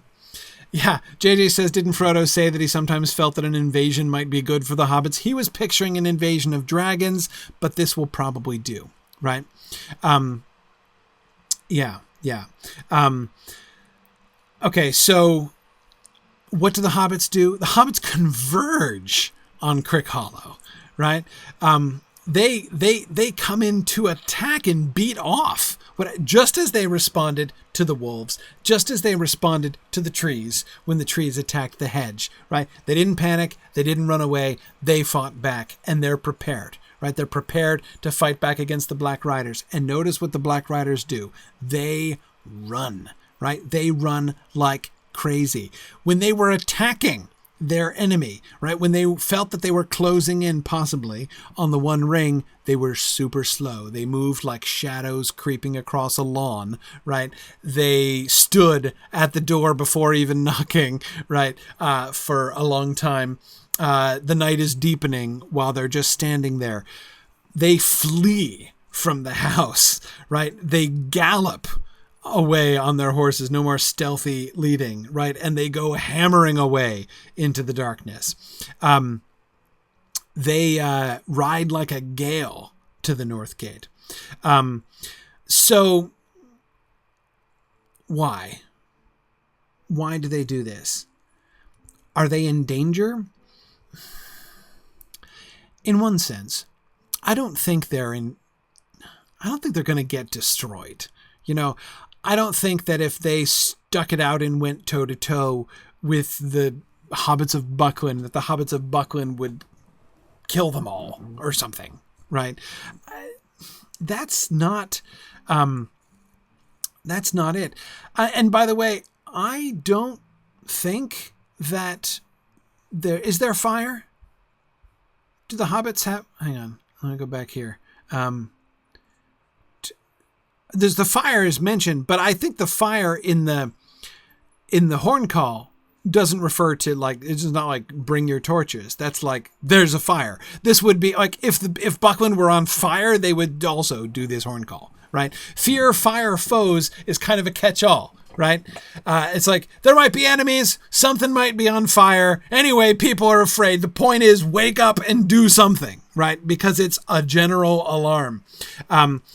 But did I miss it? Did I get it? I don't think we get any references to it rent the night like fire on a hilltop, right? So it's compared to fire on a hilltop, like a beacon, right? For instance, something like a beacon is kind of like what the horn call was like. It's like a big fire on a hilltop that everybody can see. Just in case that makes you think of anything that happens later on, like in the general Minas Tirith area, right? So yeah, I mean, Balangsman, I'm sure that there are torches, but we don't hear any described, right? Enough that I don't think that there's any reason to think that there is like a sort of practical explanation for why they're fleeing. They're not fleeing because they're under assault, because they are themselves afraid. They're leaving expeditiously because they're done here, right? They know the ring is gone. Or if that dude who was in the house had it, they missed him, right? But yeah, exactly. Why waste time with all those hobbits? Yes. They've been foiled and are getting out of there because what they're looking for isn't there. Yes, but they leave with great expedition, right? There is a significant quantity of haste underlying their departure here, right?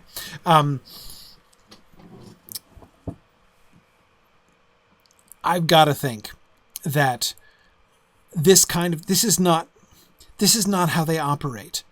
If the hobbits descended on them there, right? If the Black Riders come running out of the house at Crickhollow and rush over to their horses, only to find torch-bearing hobbits swarming over the walls and surrounding them at Crickhollow, would they be? What would? Frankly, I don't think they would fight even then. I think they'd break out. The Nazgul would not be killed by the hobbits, but again, stay and fight, that's not what they're going to do. That's not what they're designed for. Not at this point. Anyway, certainly. It sounds like an attack by Ewoks, Lincoln says. Yeah, kind of like that. But yeah, no, I think that they are in a real sense, they are being scared away. They're being driven out of Buckland. They don't stand up to this kind of thing. This isn't how they, in darkness and loneliness, they are strongest. It's still kind of dark, but it is not lonely any longer, right?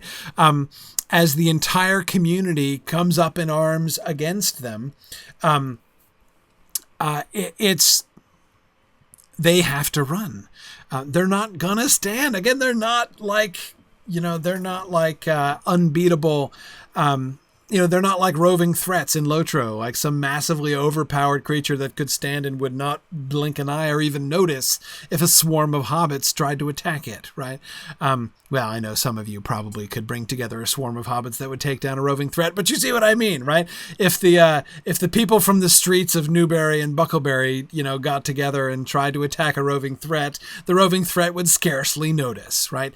That's not how things work here. They are really threatened. This is the power of the Shire, Tony. The community, their love of home, the spirit. Remember, it's a spiritual battle, and the spirit with which the hobbits react is exactly the spirit to counter the spiritual assault of the Black Riders, which is about fear, paralyzing terror, right? That sense of loneliness and helplessness and despair, right? That's the spiritual attack that they are utilizing, and that spiritual attack is being very effectually countered by the community spirit of the hobbits rising up, joining together, sounding out their horn calls, and coming together to defy the enemy, whatever unknown, mysterious, possibly freakish and monstrous enemy has crept out of the old forest to invade their town. They're not going to stand for it, and they're going to do something about it, and that belongs upon exactly the communal spiritual defense that is going to. The Nazgul can't stand against that. Not here. They're not strong enough, right? Later on, in the Return of the King, they're going to get an upgrade, right? And when they get upgraded, they're going to be able to bring that kind of thing to an entire community. We will see Minas Tirith brought almost to its knees, right? A community which is attempting to rise up and resist the enemy. And they are going to be almost beaten down by the Nazgul flying overhead, right? By this same kind of spiritual attack that the Nazgul are making. But they're, not that strong yet. They will be changed between now and then. That hasn't happened yet. And B, they're really far from their home base. They are weak. They can't take it. So it's just kind of time for them to go, and they're done with Buckland. Definitely true. But they are driven away in this way. And Lincoln, I agree. It may also, does Minas Tirith have the kind of deep love of home and feeling of community that the Shire does? Not in the same way, though, Lincoln, I can't help but remember Faramir's speeches about Minas Tirith, right? And his love for the city. They have some of that, right? It's not absent in Minas Tirith, but in this way, Bucklebury, Buckland might rival it. I think it seems to me not impossible that Buckland is stronger than Minas Tirith in this way, especially, I would add, Minas Tirith under Denethor. But remember also, that's like what the Dawnless Day is doing, right? I mean, this big picture spiritual assault that is happening, of which the Nazgul are just kind of the focal points, right, is designed to dampen the spirit. What would have happened had, Buckland been experiencing the Dawnless Day and the Nazgul flying overhead? I don't like to think, right? Would it have held out? Maybe just as well, maybe better, who knows? But it's not put to exactly that kind of test. Anyway, so yeah, I mean, I don't know that we need to make invidious distinctions between Minas Tirith and Buckland, but again, this is a successful defense. And again, it's not about the weapons. It's not even about, fire resistance and the Nazgul being vulnerable to fire damage or something like that. It's about the successful repulsion of that spiritual assault. And I agree. Oh, wait, sorry. I'm like, wait, where's that passage? Oh, because I had moved backwards already. Tom mentioned it. A couple of you were also talking about it on the discussion board. The fascinating moment when we get a Nazgul point of view in this paragraph briefly, right? But the Black Riders rode like a gale to the north gate. Let the little people blow. Sauron would deal with them later. Meanwhile, they had another errand. They knew now that the house was empty and the ring had gone. They rode down the guards at the gate and vanished from the Shire. 2 points here. Well, okay, more than 2. First point here. Coming back to the original point we were making about sniffing before, and could they sniff the ring or sense the presence of the ring? They sound very, they sound certain that the ring is gone. They've proven that the ring is not there anymore. That's not obvious on the surface of it. They knew there was a hobbit in there. The hobbit that was in there escaped. And now they're being driven away by the community uprising, right?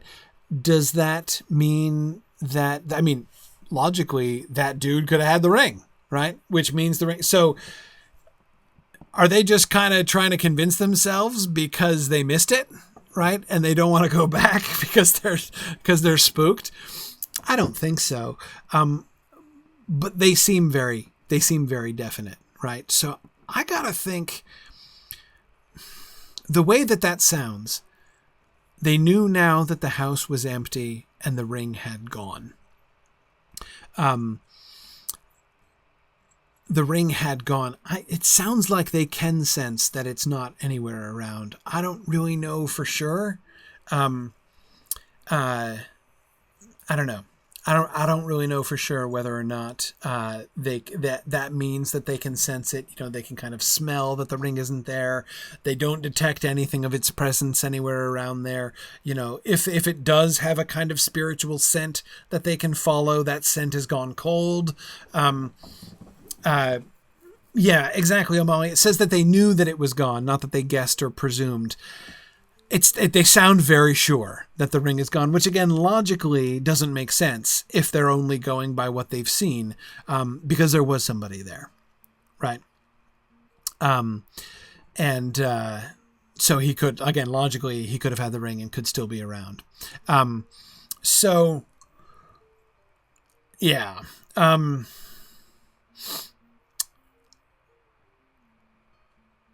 Yeah, good. Marion is, of course, remembering Aragorn's words later on that the ring draws them, right? So now that's when it's physically present and they're near to it.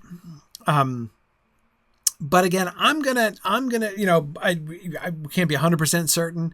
But my basic reading of this passage would be that they can tell for sure the ring is not in Buckland. They now have definite information about that. It's not just that they took a shot and missed, right? And are trying to cover up the fact that they can't prove that it's not, and they're just hoping it's not in Buckland. I don't think that that's the case.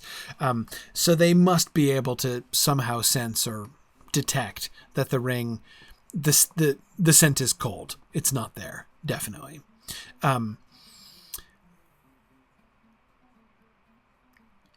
Again, even riding down the guards at the gates, they're doing harm to hobbits there.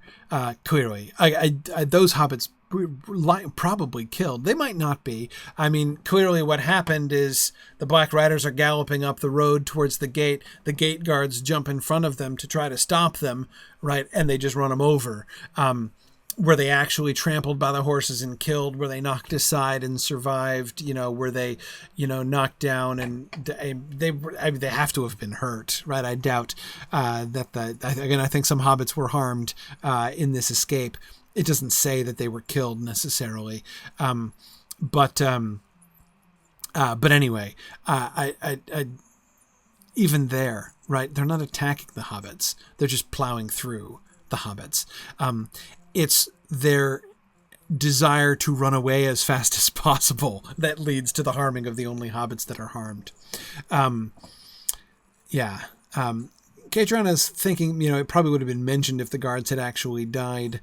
Quite possibly. Yeah, quite possibly. I don't know. I mean, I don't see any reason to believe that there were necessarily hobbit fatalities here. But it's clear that there was violence perpetrated against hobbits in that one moment, right? That we do have some pretty good evidence for that, I think, pretty clearly. Now, the point of view thing. I see several of you speculating about that. Where does that come from? How do we know what the Black Riders are thinking?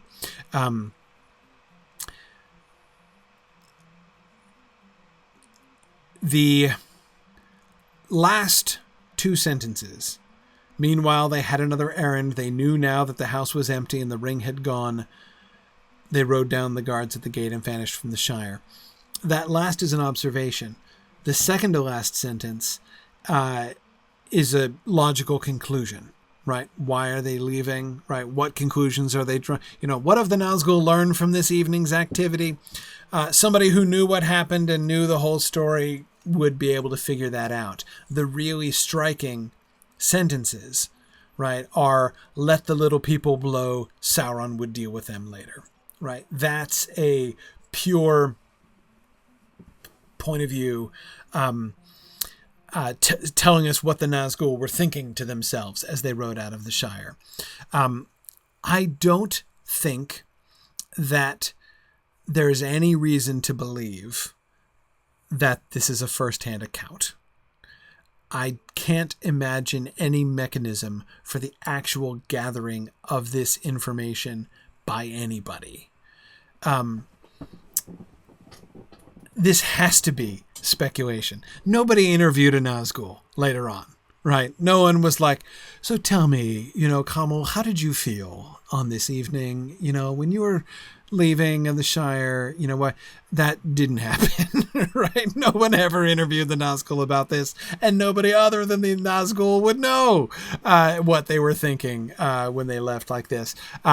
So this has to be a kind of poetic license. This has to be extrapolation by the narrator.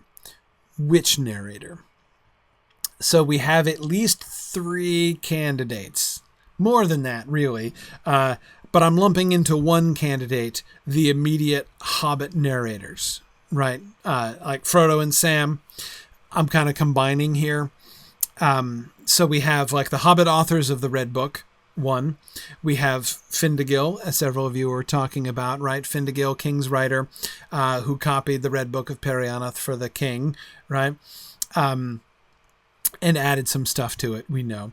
So this could be Gondorian extrapolation added to it afterwards. Or it could be the modern narrator, as we've had several examples of the modern translator of this text, who is speaking to us, the modern readers of the translation, not the contemporary narrator speaking to the contemporary readers of this account, right? Tom points out that he doesn't think that Findegil would have used Sauron's name. Now, the naming of Sauron, he does not allow his name to be spelt or spoken, right? So the Nazgul wouldn't be saying that aloud. That is interesting, Tom, that they don't name Sauron in Gondor, so he probably wouldn't do that. Yes, and exactly, Mike. That does answer the earlier question of why a Nazgul would use the name Sauron. He didn't use that name. By the way, why does Sauron not permit his name to be spelt or spoken? Because it's an insult. That's not like his mommy didn't name him Sauron, right? That's not. It's a name given to him by it's like Morgoth, basically. It's an insult to describe again, that's not his original name. So that's why Sauron doesn't like being named. That's why Morgoth doesn't use the name Morgoth. He uses the name Melkor, just as Sauron uses it when he names Melkor to the Númenóreans, right? Anyway, yeah, exactly. How many times have I told you to call me Myron, right? Which is the name that Sauron is given originally later on. He's not given that name for a while down the road.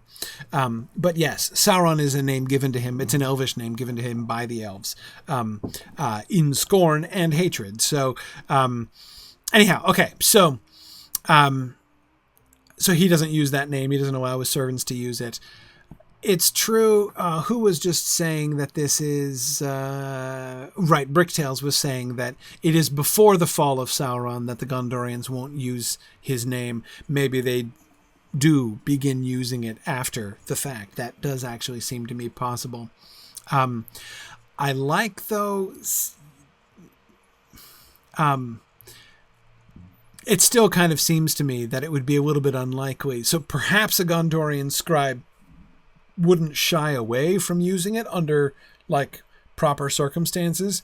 That is, he wouldn't cover it up or something when someone like when they're talking about Sauron at the Council of Elrond, you know, he's not going to be so scrupulous about that in his copy he's going to, you know, cross out Sauron and include, you know, he who must not be named in the mouth of Elrond every time he, you know, says the name in the Council of Elrond.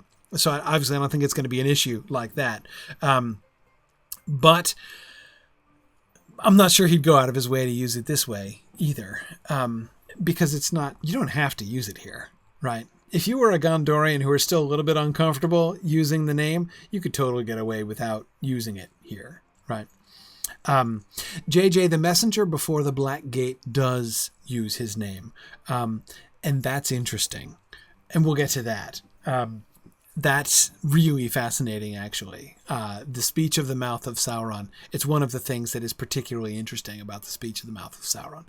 We'll get there eventually. Yeah. But long before, I think, the year 2030, we'll get there. But anyhow, okay. Let the little people blow. Sauron would deal with them later. I think that... So my vote, if I had to vote, I think that those lines are written by Frodo. Remember... And in particular, here's my reason for guessing that that's Frodo. It sounds to me, there's a distant echo of Gandalf's words to Frodo in chapter 2, when he talks about the danger to the Shire, right? And how Sauron may turn his attention to, you know, there is such a thing as malice and revenge, right? That the kind of, and remember, Frodo has a very strong reaction to that idea. And part of the thing that inspires him to say that he must leave the Shire is his desire to prevent the malice of Sauron being turned against the Shire. So this idea of the ominous, like, the day of reckoning shall come when, you know, the Dark Lord will turn his attention to the halflings. See, I'm not saying that, you know, the fact that Gandalf said something like that to Frodo proves that Frodo must have been the one to say it. But the echo of that makes me think that it's kind of a Frodoian, what would be the adjective? Frodovian? We'd have to put in a consonant, wouldn't we? Kind of a Frodovian touch as a narrator there, to kind of have that, to give, when he's speculating the point of view of the Nazgul, to kind of put into their thoughts, to articulate their thoughts in terms that are kind of at least similar to the ones that Gandalf used when Gandalf was telling him what the enemy would do. Frodonian. Yeah, Frodonian. I think the N would be it. Frodonian. I like that. That's a fun word. That's the word of the day. Frodonian. Yeah, exactly. And Mike, it also does make sense to me that they would put little people in the mouths of outsiders, right? That Frodo would imagine the Nazgul thinking, "Let the little people blow." But I love how this. Also captures the arrogance of the Black Riders, right? To me, that first line, "Let the little people blow," conveys a lot of, we are totally not fleeing in panic right now, right?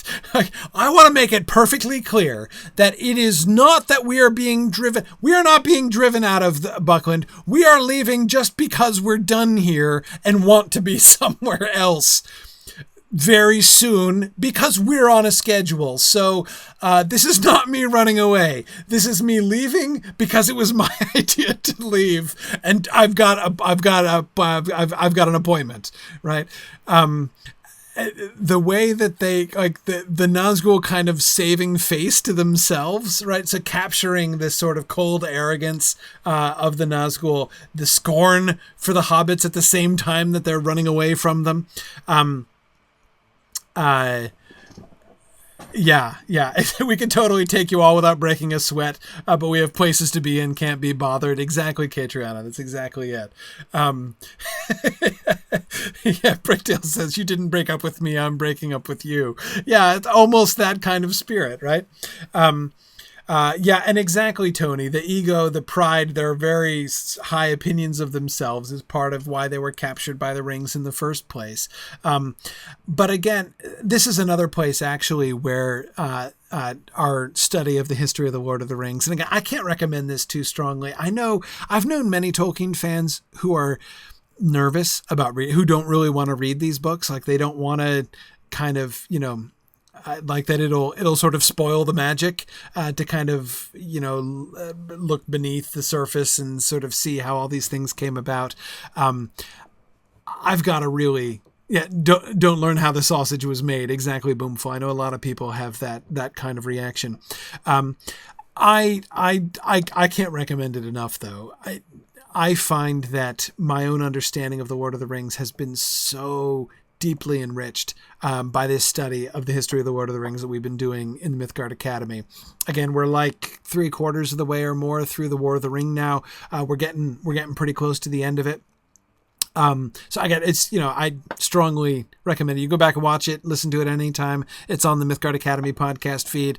It's on YouTube and the Mythgard Academy playlists. Return of the Shadow, Treason of Isengard, and now the War of the Ring. It's really just amazing. Just learning how Tolkien thinks, seeing how this stuff comes out. I agree, Blue Wizard. It really does make you appreciate the published works more. I think. But here's the relevant point from the Return of the Shadow that I wanted to bring in here. Based on what we see in the early drafts of this passage, we know for a fact that they're being run out of town, because from the very first draft, the Nazgul are galloping away, being pursued. The first time they are running out of town, being pursued, they're running out of town being pursued by Gandalf throwing lightning bolts. Gandalf is there, right? Gandalf arrives at Crickhollow right after they arrive. And they run away from him, and he's literally chucking lightning bolts at them. And they're like dashing in terror as Gandalf is running them out of the Shire. Okay. So they're no longer running from a lightning bolt throwing Gandalf anymore. And it is one of Gandalf's coolest action scenes ever, I gotta tell you. So as Tolkien revises this, a lot of it has to do with the chronology. Gandalf's not there yet. So, he's delaying Gandalf's arrival. So Gandalf doesn't get there in the nick of time anymore. And that's part of why he made that change. But the one thing that doesn't change about this scene is the flight of the highly expeditious flight of the Nazgul. And I think it is, sheaf of lightning, Tony. That was it, right? Yeah, he throws a sheaf of lightning he doesn't have a single bolt. He has an entire sheaf of lightning that he unleashes on the Black Riders. Anyway, it's the fact that Tolkien, as he revised this, decides Gandalf isn't there, right? So we're not going to have Gandalf chase him away.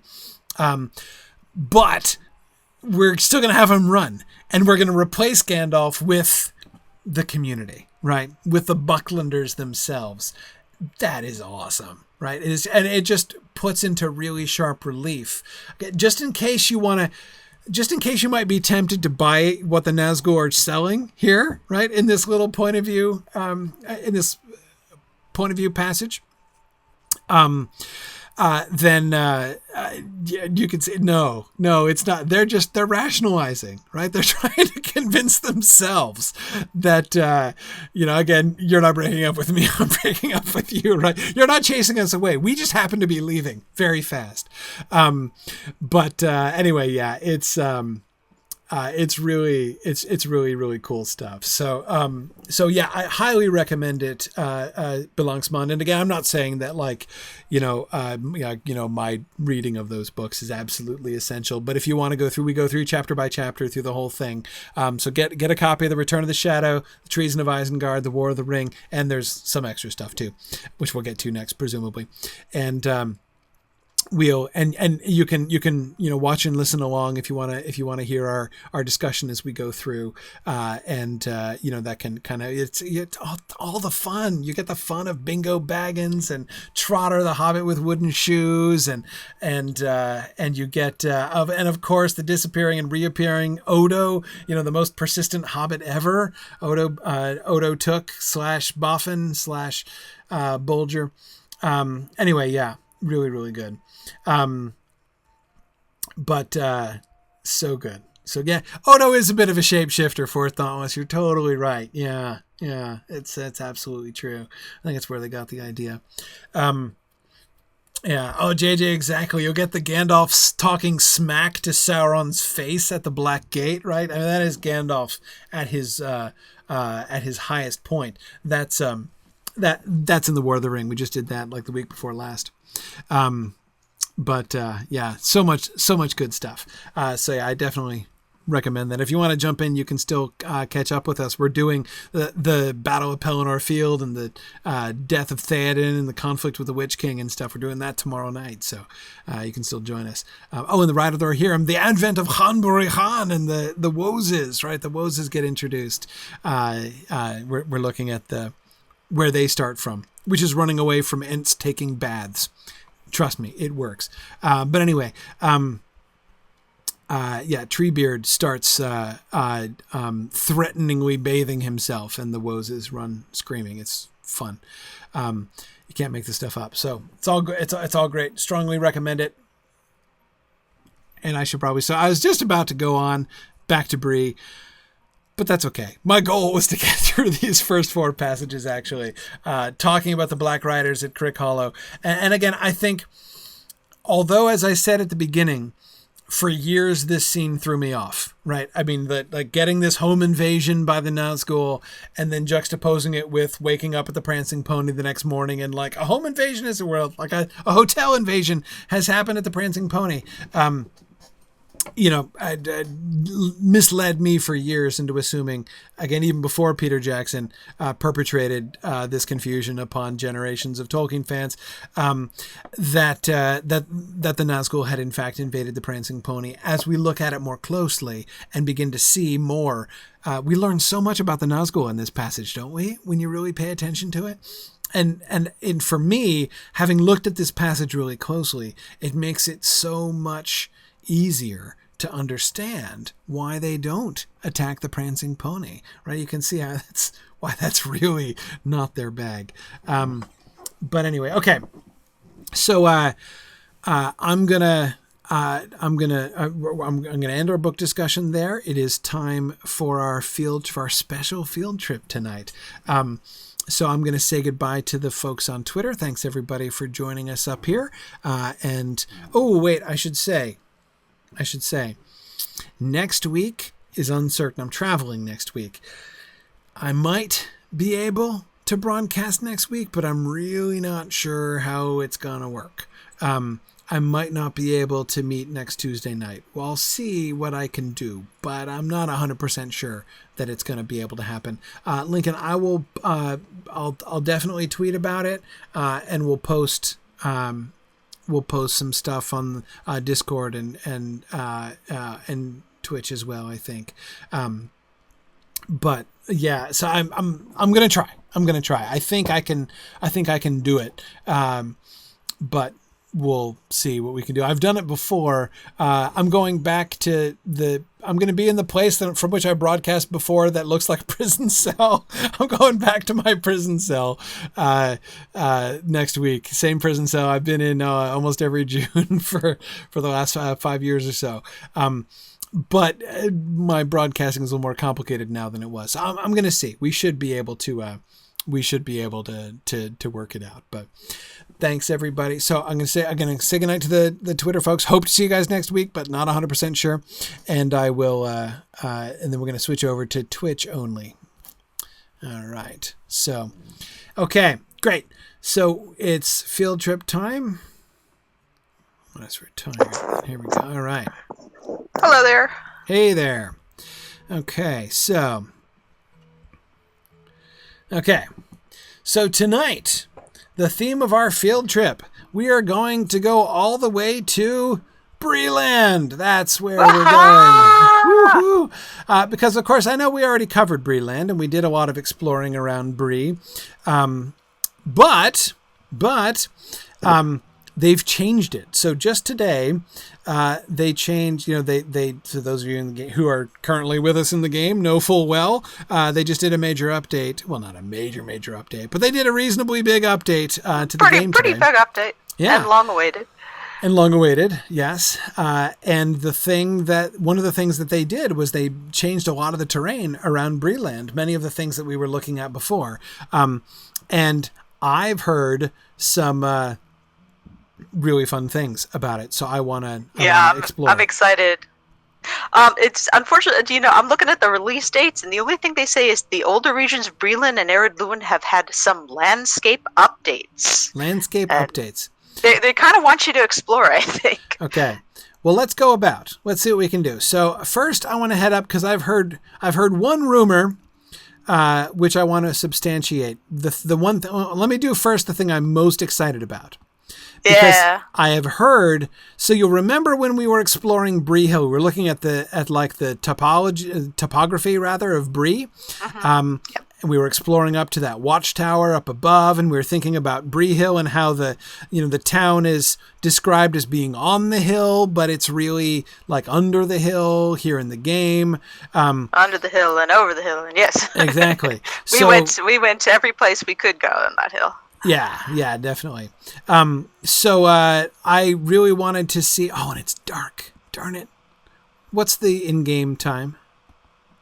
Let's see. It is late watches. Late watches. Okay, good. Which means nothing to me. Well, that means it's going to be dawn before too long. So yeah, but it's not for dawn. No, it's not for dawn yet, but it's getting there. Okay. At least it's not. At least it hasn't just turned night, so that means it should be. We could do something else while we're waiting for the hill, but exactly. Okay. So, but anyway, so I've heard that you can get up on the hill behind the Prancing Pony, which I'm really keen to do. So, do you go up this way? Well, can you go up the? I don't know. I have no idea. Let's see. Kiriana, where do we go? This way? We can go this way? I'm following you. No, you're just riding around in circles. Okay. Okay. All right. So I'm going to try. Let's go as far as we know how to go, which is up the path around this way, right? Whoa, it's different now. Whoa! I'm not going around in circles. I know where I'm going. You know where you're going? Yeah, I went out and around up the hill. Okay. All right. Here you are. Okay. All right. Well, see, when I first started following you, you led me right into a cliff. Okay. Oh, yeah, up here. Up here. Ah. This is new terrain altogether. Yes. And don't go on the rock closest to the edge. It's not exactly sturdy. No, it's a Star Wars ledge. Let's see. I think we should just ride up here around the ridge. Okay. Yeah. Keep going over here. All right. Yeah. Okay. Up here? Oh. Yeah, but don't get to the edge. Oh, my goodness. Yeah, right where I am as Phoenix. Okay. Let's see. Yeah, the stone next to me is not solid. Yeah. What do you fall through? Yeah, probably, or get stuck. Oh, I think I just did. Oh. You're just flipping around, but yeah, where I am is safe. Okay. So, all right. I was trying to stand next to you, but that failed. So let me come around again. Yes, that is exactly where I'd wanted to go. Hang on, can I get up this way? Almost. Yes, I can get back to the tower. Okay, all right, I'm coming back around. Coming back around. Okay. All right.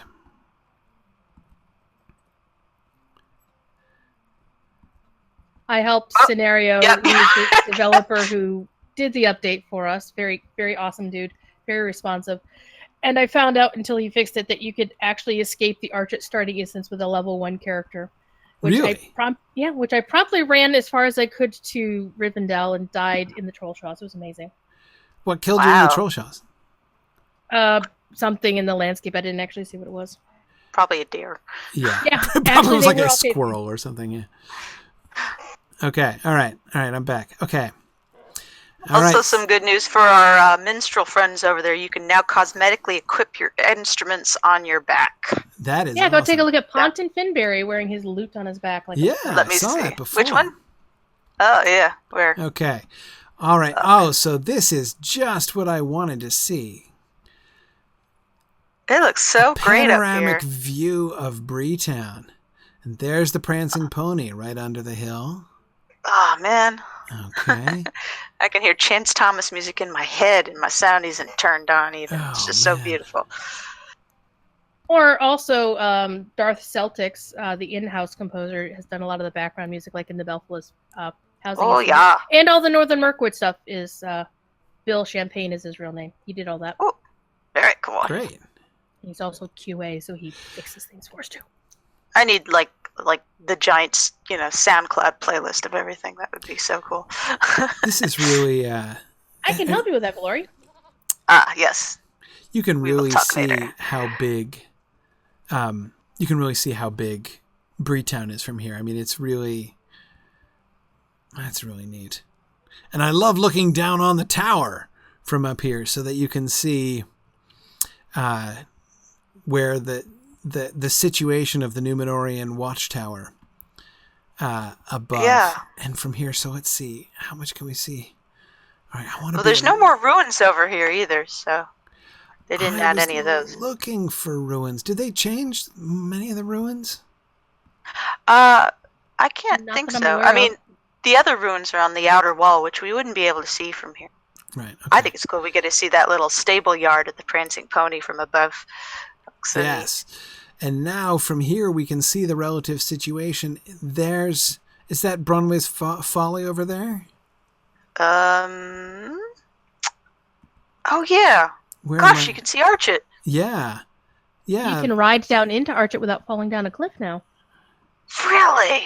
Yes, and ride out. So cool. Awesome. Yeah, you can. That's a wonderful innovation to be able to really get the situation of the 4 villages. All right, I see. I'm seeing a ruin.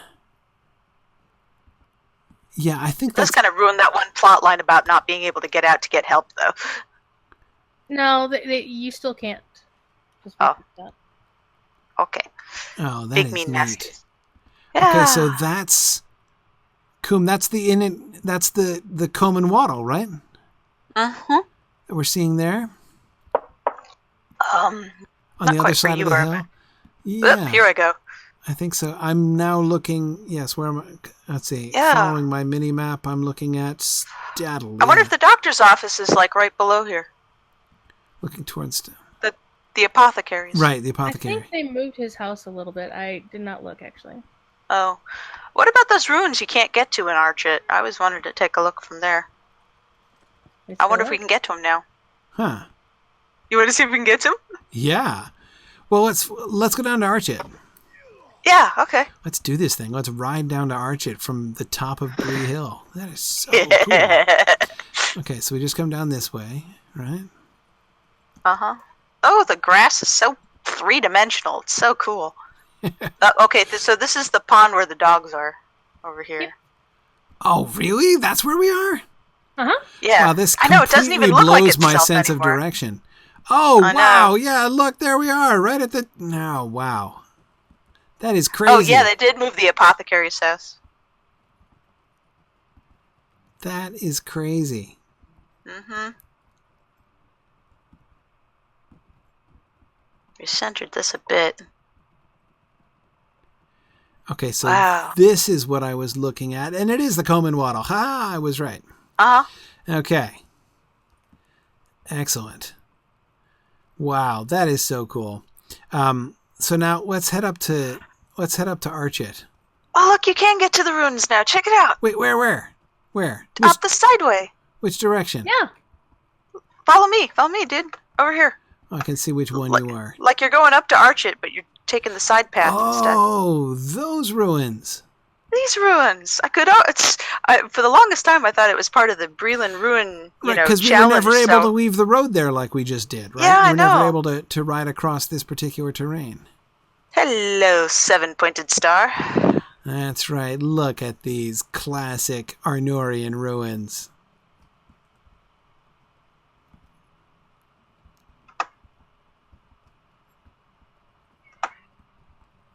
There we go. I've always wanted to get up here. Although woe betide the level 1 that makes his way up here, he's going to be stuck in North Downs with the orc stuff over there. Oh, I didn't quite make my jump there. Trying to make it over to that platform. Oh, yeah. Oh, can't quite make it. Almost. Nope. I'm stuck in the corner. What if you can go around the other side? I don't know. I'm going to get a running start. No. Okay, Nah, the wall's too high over here. Yeah, well. I guess I'll just look out from here. Okay, so... Still pretty dang cool. It is. Yeah, mostly what he's done is for places that shouldn't be passable, I like your level 1s who are in the starting instance, there's obstacles, visible obstacles that show you, you can't go through there's the bushes and whatever. And we cleaned up all of the invisible walls as best we could. Yeah. I say really? I had anything to do. I just reported them and he fixed them. That is cool. Okay, so now here we descend back down into the dale. So that was Bronway's Folly over there, yeah. Mm-hmm.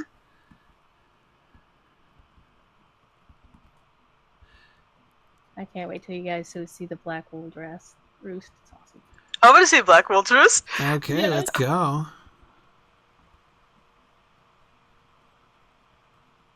Did they change this road? Little bit. Yeah, I do feel like I'm just like a little turned around a bit. But Folly looks pretty much the same. Were there always this many columns? Don't know. I don't remember it being quite so columny. I remember it being more platformy and less columny than it It's still plenty is. platformy. I know that the platforms are all still there. The stairs and Yeah, platforms. it's the same as it was before. They didn't actually update that. It is? No? Yeah, most Phantom of the columns. stuff that he was working on was actually just the actual physical ground landscape sort of things. Right, not actual like buildings and stuff. Well, look how nice the grass texture is now. Yeah. We got all these bush and brush. Oh, I have to underbrush admit, here. when I heard that they were going to be doing landscape updates, that's what I kind of expected. Like the last time they did that, when we got the cosmetic upgrades in Bree and Rivendell and everywhere else, right? I was expecting there to be more flowers and it to look prettier, but I was not. The trees in the pond. Yeah. I was not expecting. Oh, yeah. Oh, beautiful. Yeah, no, this is great with the reeds over here. It's so clean rendering, Look too. at that. I'm so glad I used You can barely even see the Hunter's Lodge anymore. like a proper hunter's lodge. Now it's like a proper duck blind, isn't it? Right. Oh, my goodness. Yeah, these reeds. Holy cow. Oh, yeah. I can't even tell. Am I still on my horse or am I not? Okay, no, there I don't know. I can't. Where are you? Where is anybody? Yeah. Right. See, that's the kind of thing. That's the kind of thing that I was sort of expecting to see. But the larger scale landscape changes are pretty cool. Okay, hang on. So let's go into the. Okay. Yeah. Okay. Let's go into the roost here. Actually, I think I'm going to get off my horse again, having just gotten on it. I don't think we have many people who are going to do badly in this area. Yeah, but... I don't think we have to worry too much about underlevel people here. Okay, let's see. I was pointing to the side. You can see some of the bushes that show where the borders actually are. Right. That all used to be just a big old cliff. You couldn't go up it, and now you can actually see into the place where those level 50 half-orcs are that you shouldn't go. Oh, wow. Okay. Here's the roost. Yes, it is true that, especially Arch It, because it was the beginner's area, but the really, I mean, all of this area was so funneled, you know, like you couldn't go anywhere. You were just kind of forced to follow the rather narrow track of the quest lines. Mm-hmm. Yep, there's our friends over here. Uh-huh. Oh, yes, our 3 statues. Oh, yeah, they're definitely helmets now. Yeah, I could see that now. Yep. They got mustaches or frowny faces? Both. I've definitely got mustaches. Big ol' Freddie Mercury mustaches. Yeah. Do you have your better graphics on now? Oh yeah, I'm on the good computer. Yeah. I am so grateful to be on the good computer right now. Awesome. Whoa. Bunks. Yeah. Do they always have bunks? Yep. I think this sort of backish area is kind of new. Oh, look, it opens out in the back. You can. Mm-hmm. Oh, you can go straight out into the woods? Mm-hmm. Yeah. Into uncertain peril. Right. You go right down into the wolf den, into the Chetwood. Oh, yeah, here's Chetwood, yeah. Oh, wait, into the wolf den. That's a nasty surprise. What's that building? It was on a level 1, yeah. Whoa, right into Chetwood North. Oh, man. Oh, yeah, and there's the bridge in the big hideout over here. Man, I fell into that so many times till I figured out how my moving mechanics worked. Oh, This was my first game, so I was not very good at traveling anything in 3 dimensions. Wow. And you can go behind it. Once again, you can go around the back. So, wow, that really, the Blackwold's Roost and this fortress are really back to back with just that little bit of hill in between. I really had no idea because it was so blocked off. Yeah, and coming at it from this because of course, in the old days, when you had to go all the way around, it took forever to get from one to the other. So you would never even guess that they were this close. It felt like a million miles. And approaching it from this angle, wow. I mean, look at it's got a moat. I didn't know. I mean, there was a bridge. Know it was a moat. You know, I but thought it was just like a ditch, you know? Exactly. It's a ditch, but it goes all the way around. Look at how it's built on that nice little rock there in the middle of from this angle here. Look at that nicely fortified. Wow. I believe he also did some water updates as well. Yeah, no, I could tell. Like increased or like different amounts of water reflection, or to the water, refraction. like the actual graphics of the water? Yeah.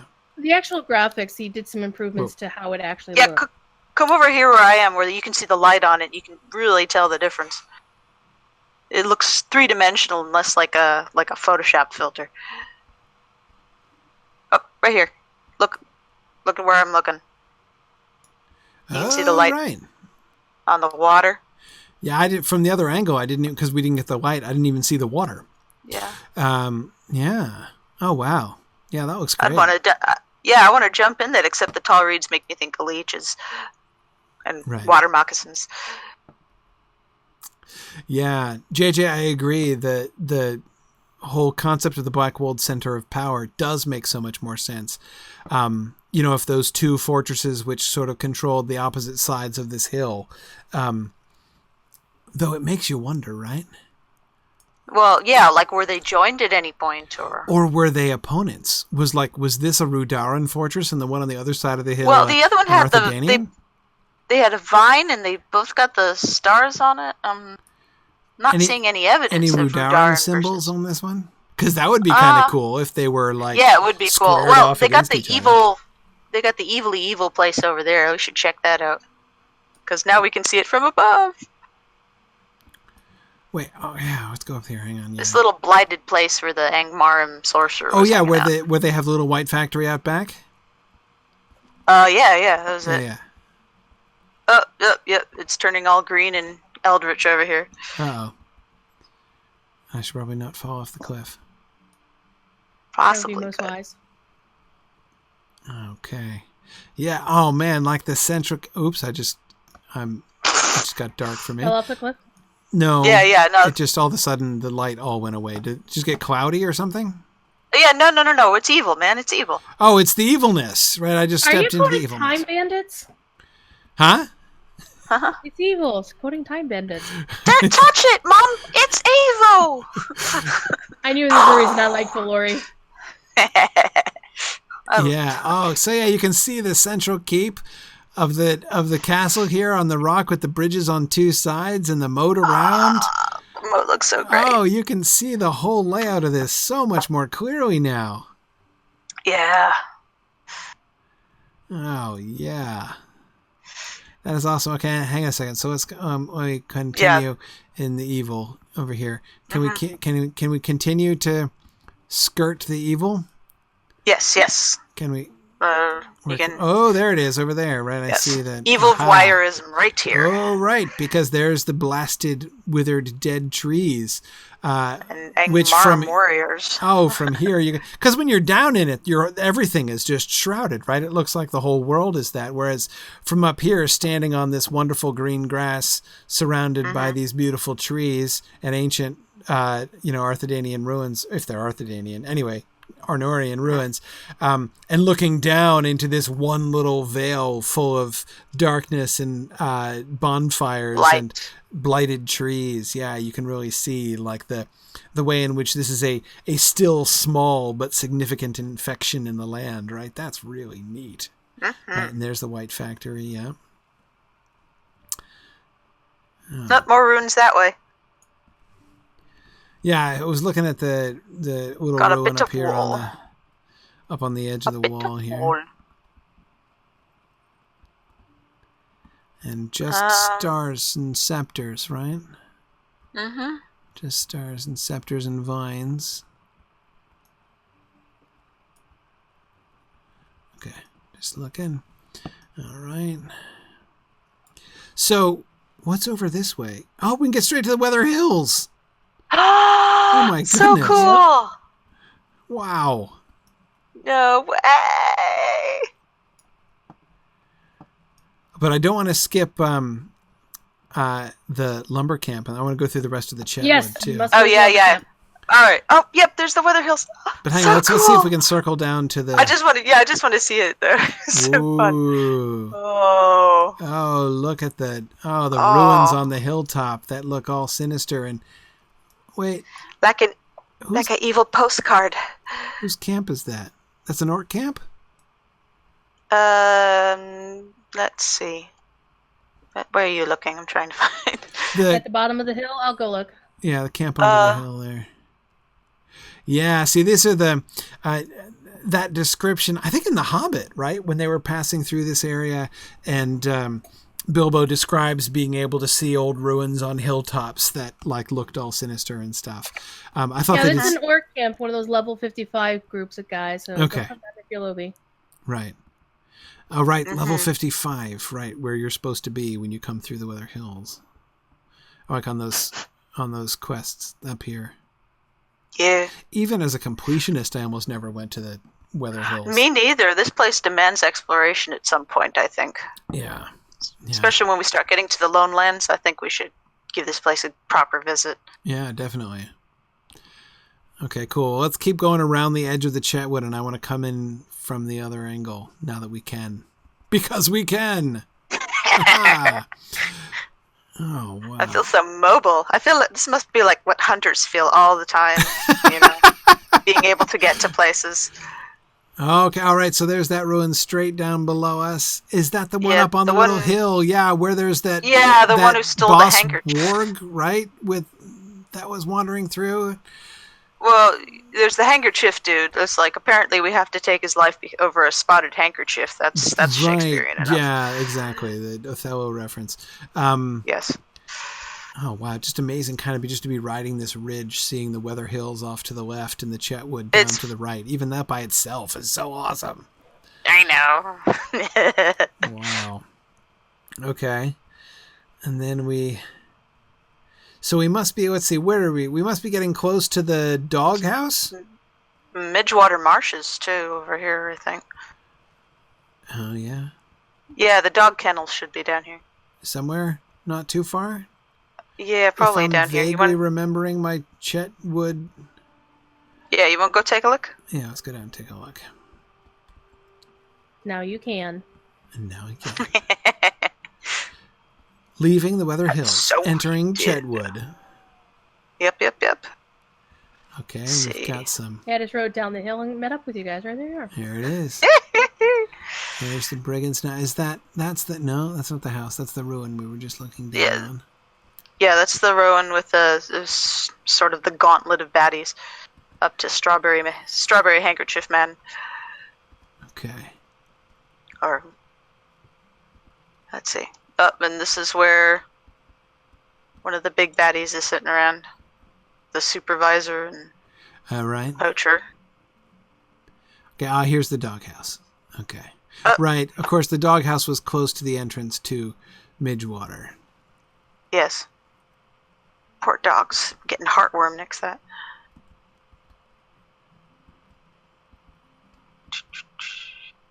Skunkwood. Yeah, that's his name. Skunkwood's farm. Did they do any updates to Midgewater? Not that I'm aware of. Not really. It looks a little. Look how These much grasses look underbrush. different. Yeah, these bushes look different to me. Maybe I just haven't been here in a while. That is quite a possibility. It might have been pre-frills. I mean, there's more frills than there used to be. Yeah. Mm-hmm. Yeah, I'm trying to remember when the last time I was in Midgewater, because I've been avoiding Midgewater because we haven't done it yet in the book. So when we did our Brewin tour, I was pointedly omitting Midgewater. Okay, let's go back to the logging camp. Mm-hmm. And we can come back through, because Druid's Fire, you said they also updated the old forest, right? Yes, Yeah? they did. Yeah, so we've got to see that. So we'll go down to the logging camp and then loop back around through Bree. And yeah, no, I was just at the Old Forest on Sunday with the girls of Mythgard, so I'll have a little more memory at my aid. I'm assuming I remember things. Okay, let's see. Are these the wolf dens here? Right? Big rock formation, big convincing, geologically very interesting rocks over here. Yeah. Okay. Am I going the right way? I don't know. I don't know. Yeah, there it is. That's the road yeah, there it to the is. lumber Okay, camp. that's what I thought. Right, Sorry, and the this is rocks a threw me off. Wow, this is much more spidery than before. Look at all these cobwebs. Oh, no, this is proper spidered up. There were always spiders around here, but I don't recall it being... It was always like just the one or two or something like that that would but catch they you were off very guard. 'Cause dependable here. I mean, you could always see them. That spot was always... There were always spiders here. But never enough to do your Slayer deed. No, but yeah, now we're getting... Yeah, lumber camp. and Yeah, it's dead ahead. webs, and yep, there's a one. Sorry, got briefly distracted by the increased spideriness of that area there. Increased spideriness? I was figuring you'd come up with another, arachnified. Right, or something yes. like that. The Word amplified befitting arachnitude of the... Whoa. Oh. What are we building? Oh, I don't know, but it's going to be huge. Okay, so we got the guys... bridge! Look at this bridge! Oh, wow! There's a Look bridge north. and a river! And a waterfall! Wow! Yeah, this Oh looks like my a proper lumber mill. Goodness! Wow! Fabulous. Wow, hang on, I gotta go around the waterfall. You go up north from the waterfall, you'll wind up at the Black Wold Roost. Oh. Oh. So this Got goes most of through that into cliff. Arch. I just entered Archit. There I am. Aha, right, that river that runs down past the Blackwold Roost, and now so interestingly the map is the same. So like the map is still showing the border of mountains that I couldn't pass through before, but the terrain actually in front of me is not mountains anymore. It's just open forest that I can now go through. That's cool. Yeah. Oh, that is really neat. Okay. So now this is the same. So now, right, we got the lake by the hunting lodge, and then the river flows down past the Blackwold Roost, and they've continued it so that it now runs down here over this truly lovely waterfall. And at the waterfall, we enter the Chetwood. That's really cool. And so now we get the river that comes straight down, and that very nice stone bridge, and then out into that other lake. What is that lake called anyway? The one with the hideout on the other side of it that we do that instance in. I don't know. So what is this? What is this meant to be? This is huge. Presumably, this is going to be the sawmill. Right, by the river. Makes by sense. The river. They might be Stands to reason. Yeah, they might be going to put a wheel here to help with the processing of logs. Yeah. A water wheel. Why not? Shipments over here. Oh, yeah, they're making some serious progress. This is not just a clearing that where we happen to have cut down a bunch of trees and thus made it into a lumber camp. Yeah, no, this is here are the logs, here are the planed down planks. This looks like the supervisor's house over here. Yep. Old Bauman, yeah. Old Bauman, look how his view has improved. Wow, I'd sit there whittling here too now. He just used to be sitting in a dank corner of this camp before. Yeah, no, he's got something to look at now. Now all of a sudden he's in charge here. I would certainly draw the conclusion that guy was the foreman of the camp. I don't even remember saws like that. Look at that saw. That's a two-handed saw for planing down big logs. Yeah, that is. Or two-person, I should say. Yeah, they got a smaller version over here. That's like a twine. Twine? Big spools of twine over here. Whoa, spools of twine. Look at that. I've never seen those in game. Oh, that's neat. Yeah. That is so cool. Even the piles of wood look cool. We don't get just stumps. Yeah. Stumps always make me sad. Yeah, very cool. Okay, we better move. It's starting to get late, but we need to keep going because this is awesome. Okay. Well, this is fantastic. And the bridge and the river and the waterfall, the connection through into Archet, just great.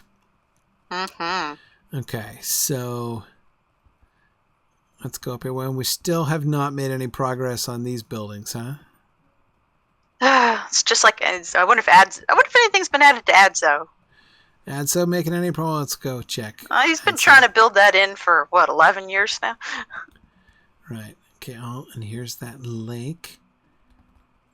I think we were joking that it was a front the whole time. That's why there hasn't been any progress. I see. What is it a front for? Maybe he's always talking about his goods being stolen, and we have to get them for him. Right. I've had to do this many times, so presumably he has many goods. So I think there's some shady dealings going on. I see, right. There's some kind of shady goods that he's dealing in there.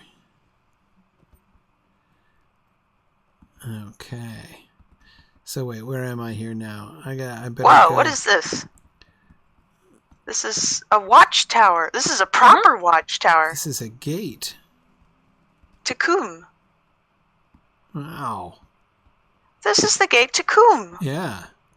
And it looks like something that could actually, stop hordes of people coming through there are all no the roads. walls on either side, but yeah. I mean, it's a start. But it's not on the road. You right. know? I bet you couldn't get a siege engine with balance axles over on rough terrain. Exactly. Oh, that's cool. Oh, that was very nice. Oh, it looks really nice. All right, so let's see. We're coming down into anything big changed in Stattle? No, there's actually a change on the border inside Breetown itself, but you can't get to it yet. Okay. Yet. This way into Breetown? Yeah, it's behind this wall that I'm looking at. To the left of the gate. To the left of the gate. From the outside or the inside? Oh, from the outside. Yeah, this hedge. Yeah. This is a new area that you can't get into. You can kind of look in through the mini map, but you can't actually get in there, and people are wondering what it's all about. Interesting. So, but you said they haven't done many changes inside Bree itself, right? No, that's the only one that I'm aware of. Okay. All right. Then what I want to do, though it'll take just a little bit longer, instead of going through town, I want to go around town. Oh, good, because there's a better way to get to the Barrow Downs now. Really? Oh, do tell. Okay. Well, just like we rode down into Archit from inside, from Bree, we can do the same thing to the Barrow Downs now. I've wanted to get up there for years. I remember I spent like an entire day trying to get up there. So we can do that through like what the so there's the edge of the Barrow Downs there. Right across the country, right up the hills. Oh, is that where the Thieves' Den is? That where the Greenway stops up there? Well, it's a little bit to the west of it. Okay. Sorry, I'm just checking on the walls and the ruins briefly. Okay. All right. Looks like we haven't changed the Bree wall much, or these. Okay, I see those ruins inside and out. Okay. Sorry, just checking. It's fine. It's your show, dude. Hey, that's true. Okay, so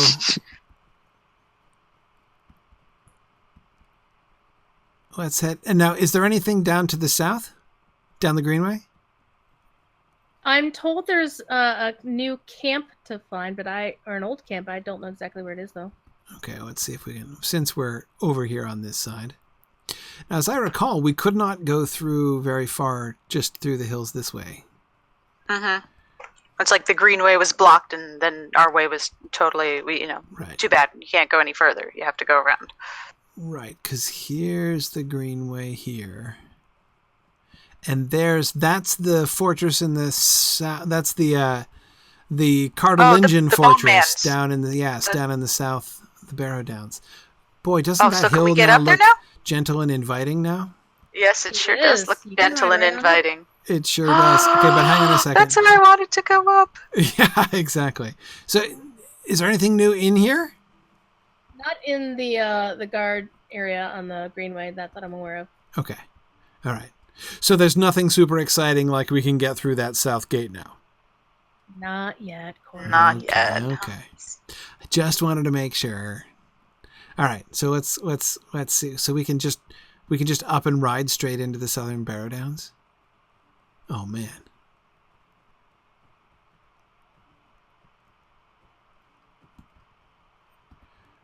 Hey, there's a barrow like right here. Well, yeah, that's if you want to do it the easy way. And whites. Whoa! You can get into this. What happened? Where am I? Whoa! Here I am. Oh, that's been there forever, though. Huh? That's not one of the ways. I never found that way. You can get in it. There's like a portal there? I didn't even know about that. Well, I spent very little time in the south of Bree. I told you I spent an entire day trying to do this. So.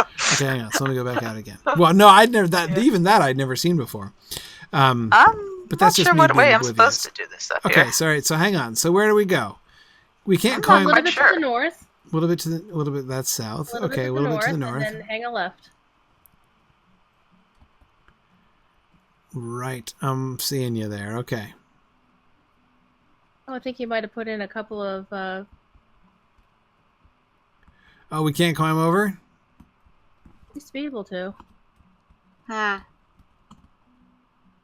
my goodness. There we go. Found it. This is way more tantalizing than it was before. Okay, a little further north? I have no idea where anybody is now. Okay. We're continuing to go and then turn left. There we are. Yeah, it certainly would have taken you less than a day to find this. Oh, hang on. Was I supposed to go through the barrow door? I'm so confused. No. Okay. Go north from there. Go with the cliff face along your left, and there's a place where you can cross. All right. Yeah. Trusting to fate here.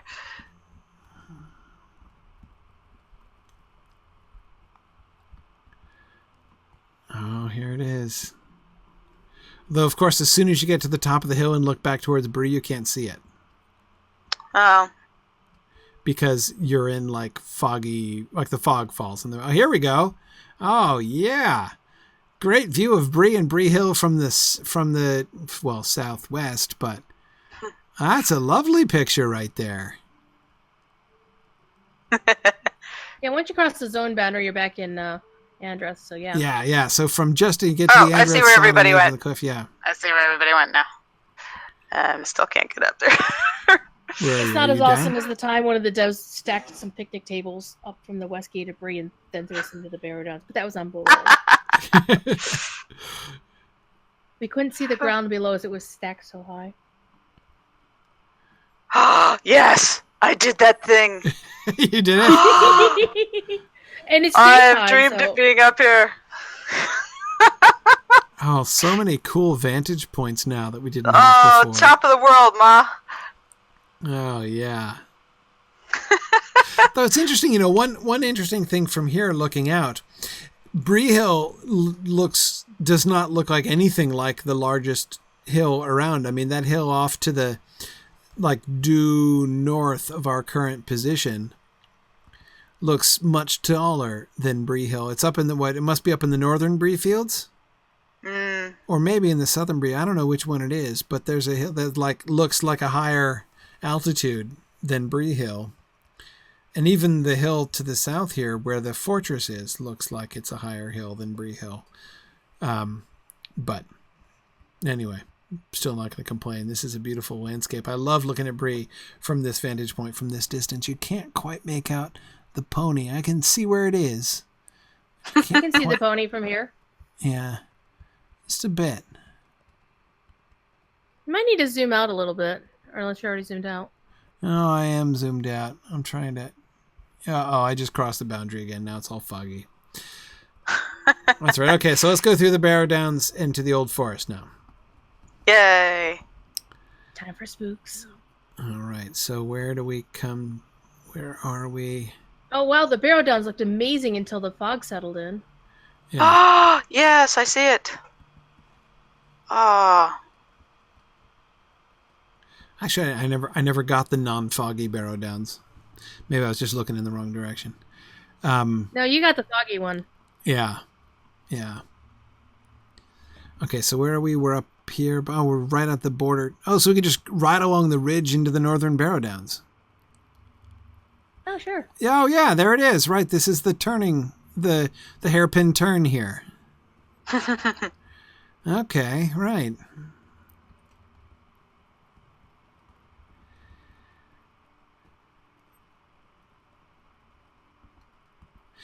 Has there been much changed in the Barrow Downs itself? I'm already seeing some really cool trees, guys. I'll meet you there. Where are you, my down goodness. down in the South Barrow Downs? I'm down. You said we were looking at Old Forest, so. Oh, you're going to the Old Forest. I see. Oh, I thought that's where we were headed. Yeah, we are. Maybe not. We are. Yeah. Yeah. Oh, okay. All right. I'm just. So I'll meet you where the Barrow Downs meets the Old Forest. Okay.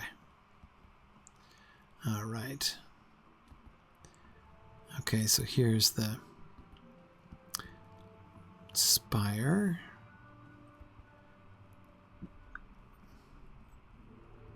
Is it just me or is it brighter here? I mean, I know it's daytime now, but did it used to be this bright even during the day? It seems brighter. But It's again, a little brighter. maybe that's I just... think it depends on the weather conditions. Yeah, it probably does. Maybe this is just me not having been to the Barrow Downs very frequently. Well, remember, the Barrow Downs can be quite pleasant and sunny at some right. times. That's right. Enough to deceive you into having a heavy lunch and a small nap. And a nap. The fateful nap. Okay. Whoa, these trees are already looking... holy cow. Oh, I know. My goodness. Look at the lichen. Oh, the beards of lichen hanging from the... This is awesome.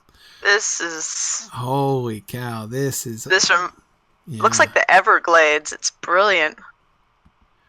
Oh, that is spectacular.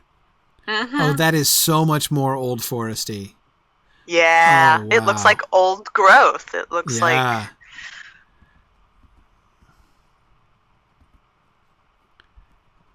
The tree maps on here are fantastic. Okay. I really, it does feel more claustrophobic. These limbs in your way just really feel like they are trying to stop you. Oh, this is so cool, and I'm gonna get so lost. Oh, wow. Oh, No, the animation is mist. still good. The mist. Yeah. Okay. Oh, here's the path. So again, the map is the same. Yeah. Oh, yeah, but these are not just... Okay, and here's the house of Tom Bombadil. Is Bombadil's house any different? And you said it was mostly just landscape, not buildings, Yeah. right? Mm-hmm. Okay. You know, if they change it, he'd just change it back on them anyway. Right, exactly. Why Yeah, bother? pretty much. Okay. Should we check out Old Man Willow, or Yeah, totally. let's do that? Down here. Ooh, it's much more murky and. Oh. Even that waterfall looks different. Look how much more complicated the waterfall is. It's not just a single sheet of water coming down anymore. No, that is a waterfall. Remember, now that the bingo quest, to have to stand underneath that, I'm just going to say, no, I'm not Yeah. going to do that bingo. Much more intimidating. That looks like a concussion.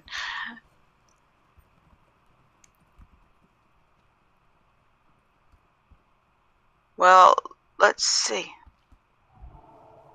Well, it doesn't look like his character map is any different. I think he's much the same as he always was. Such are the... The water is different, though.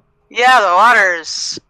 Ooh, it's all mirrory, Wow. and Did he always have this huge opening over here? yeah, that's how he lures you in and then snaps you up. Maybe I just never was so tempted I to don't remember seeing that before. I don't... Yeah. Oh. Man, I was just down here yesterday, not Sunday, and you know what? I spend so much time running away from this thing before the thing knocks me out. Yeah. I guess that's not so much the case anymore. Yeah, I think that opening is new. Yeah, maybe it is. Yeah, the gaping maw. And I like the fact that he's not totally anthropomorphic, right? Like, you don't see, like, eyes and a nose or anything around that. I mean, there's the like big mustache. a sort of suggestion of features, you know? I mean, but it does not just look like a human face imposed upon a tree. Yeah. That looks like a gaping maw, but it's even more creepy for being like strange and angled strangely. That's really cool. You can imagine much more than a hobbit fitting into that. And the lily pads are looking nice. The water looks so smooth and clear. Oh, look at here with the willow leaves on top. Mm-hmm. Oh, and look at all the ripples that go out. I think I must have my water effects turned off for the sake of... It does make things, less complicated. But well, I think for the sake of slowing things down for the stream. I think I must have turned off my water effects. Oh. I love all these other willow trees here, too.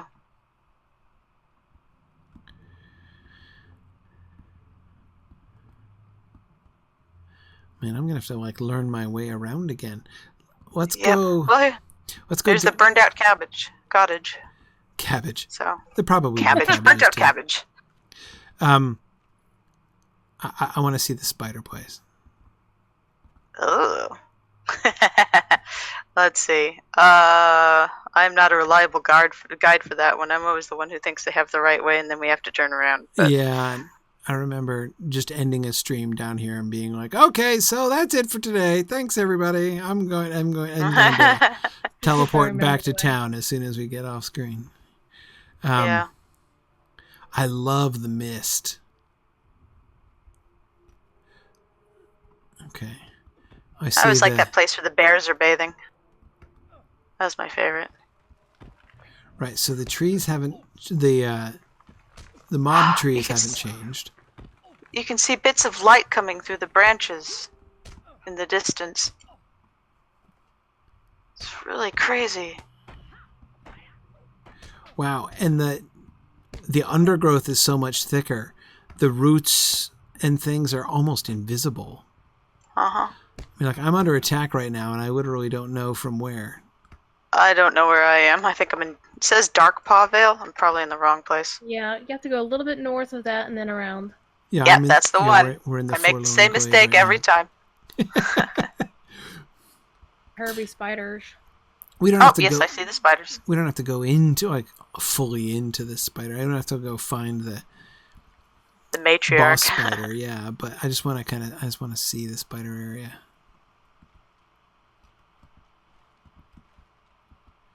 There's the weeping water I just got to. Oh, you can see tons of spider webs here already. I don't even remember this.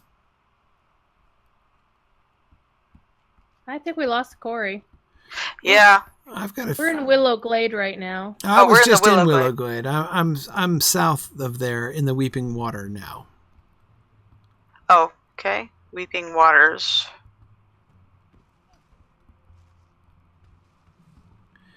Ooh, Okay, you're to the east of us.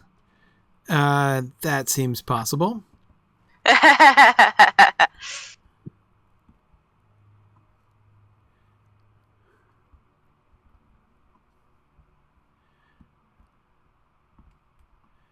Oh, this is so cool. We have sent out a search and rescue party to find you. I'm not exactly lost because I'm just wandering around. So No, it's we're lost because we're not on your screen. it's okay. I found a path, so it will almost certainly take me just where I want to go. That's always been my experience in the Old Forest. Yes, quite. Oh man, and it's like a solid wall of spider webs over there. Which is a wonderful explanation for why you can't get through instead of just being like a generic wall of trees, which... I see you. Oh, Here I am, yeah, I'm on the path. It's really hard to describe where you are in the Old Forest. Oh, I saw you in a hole in the wall. Ah, okay. Found you. That's right. And this path here is taking me down into... Spiders. well, I gotta say, a lot more of this is connected than it used to be because I was never able to jump through these little hedges that Yeah, I didn't... We're not I think supposed to that be was a dead connected. end before, too. I think I've been relying on that a bit too much. Wait a minute, I'm in the Southern Barrow Downs now. How on earth did I get up there? It's you just connected. cut through into the Barrow Downs? Yeah, I was going No way. further east. I was going east hoping to find you, and now I'm in the Southern Barrow Downs right next to... No way. So you can just climb up here. I still haven't found the spiders, by the way. Crazy. Hang on. Before I go looking for the Barrow Downs, I want to find the bloody spiders. I never I used just to have... found a way to the Barrow Downs as well. I see Yeah. Coffee. Oh, hey. Whoa! Oh dear. Fell down a cliff. Found the spiders. Okay. Found the spiders. No problem. Limping away from the spiders. Limping amongst the spiders, really? Okay, yes, I see other people found the same cliff that I did. All right, yeah, that's good. I have to think I couldn't have approached that guy. I think that must be new because I would certainly have fallen over that cliff before if it had been possible to do so. I can't help but feel. I found the cliff too. Yes. Oh, yes. Okay, now quite. All right, so I'm seeing the Oh, spider Weaver's area. Den. You're in Weaver's Den? I'm in Weaver's Den. Yes. Yes. I'm in Weaver's Den, and so in fact, and there are the spiders dropping down. Okay. Yeah. Yep, we found you. There you are. Okay. Now let's see. All right. Now, can we get out from here? What happens we if can we go just back the way I found. Okay, let's do. But hang on a second. I want to see. Oh, here's Old Okay, Oak's Grove. okay. Can we go straight Old through? Oak's Grave. Let's I go think look. that's a straight wall, but This looks like. a No, wall. it's not. I'm seeing something here in the back. oh. Oh yeah, on the side here. Wait, where? Is that light or is that? Oh, it's a cocoon. See? Hang on. Wait. Yeah, Wait. through the There's a back end path. of Old Oak Road. Yeah. There's a path. Yeah. Oh, I'm into. Look, if you look at the mini map, I'm in the solid Oh, trees. crazy. Oh yeah, I did it. Southern Barrow Downs. Okay, we have a giant, angry, walking tree behind us. Right. By the way. He can come with us into the Southern Barrow Downs. We will lead him. Want to play, boy? Want to play fetch, boy? I don't think he'll fetch a stick, though. Oh wow! Oh, I just went back into the old forest and the Barrow Downs. We're right on the border. We're zigzagging, but you can still hang an east. Yeah. Oh, hanging east. Oh yeah, and this is where I was. Yep. Right. Oh, there we are. We're on the other map. Yeah. Wait, where am I? I don't see. Hang on. Look at the Southern Barrow Downs. When did that map change? Oh man. Oh, this must be where the other really angry walking trees are. Oh, right, way down in the extreme south of the Southern Barrow Downs. Yeah. Oh, of course, right. Where oh man, I spent so long down here hunting like bears and the trees and being frustrated that I couldn't get through and wondering where it went. And the answer is Weaver's Den. Yes! Yes! That's so cool. Yeah. Oh, it's the dreadful barrow maples. Yeah, absolutely. Did they always have these bees' nests? Yeah, they look like they're rotten and full of wasps or something. I think they actually start buzzing full of wasps when you do that. Come to think of it, isn't there some kind of quest or something related to those? Vague memories of doing things to the trees around here. Anyway. Wow, that is so neat. So now down here, when you come down to the forest in the extreme south, and I didn't spend as much time trying to climb up into the Barrow Downs from the Greenway as you did, but yeah, I spent a lot of time trying to find my way through into the old forest from here because this was so obviously the edge, of the old forest. And that we can now come straight through there. That is so cool. Yay! Oh, I love the openness of this before. It's nothing like having your curiosity properly sated, Yeah. It's really rewarding. I'm so glad that I stick with this game and that I get to see what else they do to it. Okay, well that leads to a question, which is, oh man, it's so late. Do you know, so did they do anything to Buckland and the Shire? Or is it mostly just here in Breeland and Old Forest and Barrow Downs? I don't think they did any updates in the Shire itself. Okay. Well, Buckland's Breeland, but... Wait, DeepMind says Shire did too. So I'm not sure what DeepMind is referring to in Twitch chat. Oh, right. Oh, yeah. Shire got updates too. Well, we might have to save that for another week because it is late. As much fun as I am having here, and this is absolutely fantastic. This has not been a very lore-intensive exploration, but it's been really neat to see. I mean, it so clarifies my kind of mental picture of the terrain here and the whole landscape. Just to be able to connect the dots like this is so cool. I know. Well, maybe if there's enough in the Shire to look at, maybe we can do that next time. Whether that's next week, hopefully, or if not next week, then the week after. The week after, of course, is the week right before leading up to Mythmoot, but I will still be here on Tuesday night. So, yeah, cool. So excellent. Yeah, great. I will. Let's see. Deep Minds is saying up at Scary where you go up to Everswim. Oh yeah. Oh no, cool. I definitely want to run around up there too. Yeah. Excellent. Okay, so we'll look at that next time. As I hope to be here next week. If not here, I will be here the week after that. So thanks very much, everybody. And I will see you guys again soon. Thanks for joining me. Bye now. Bye. Thanks for joining me on this epic exploration of The Lord of the Rings and of Standing Stone's video adaptation of Tolkien's story. If you are having even half the fun I'm having on this journey, I hope you will consider supporting the project by donating at signumuniversity.org/fund.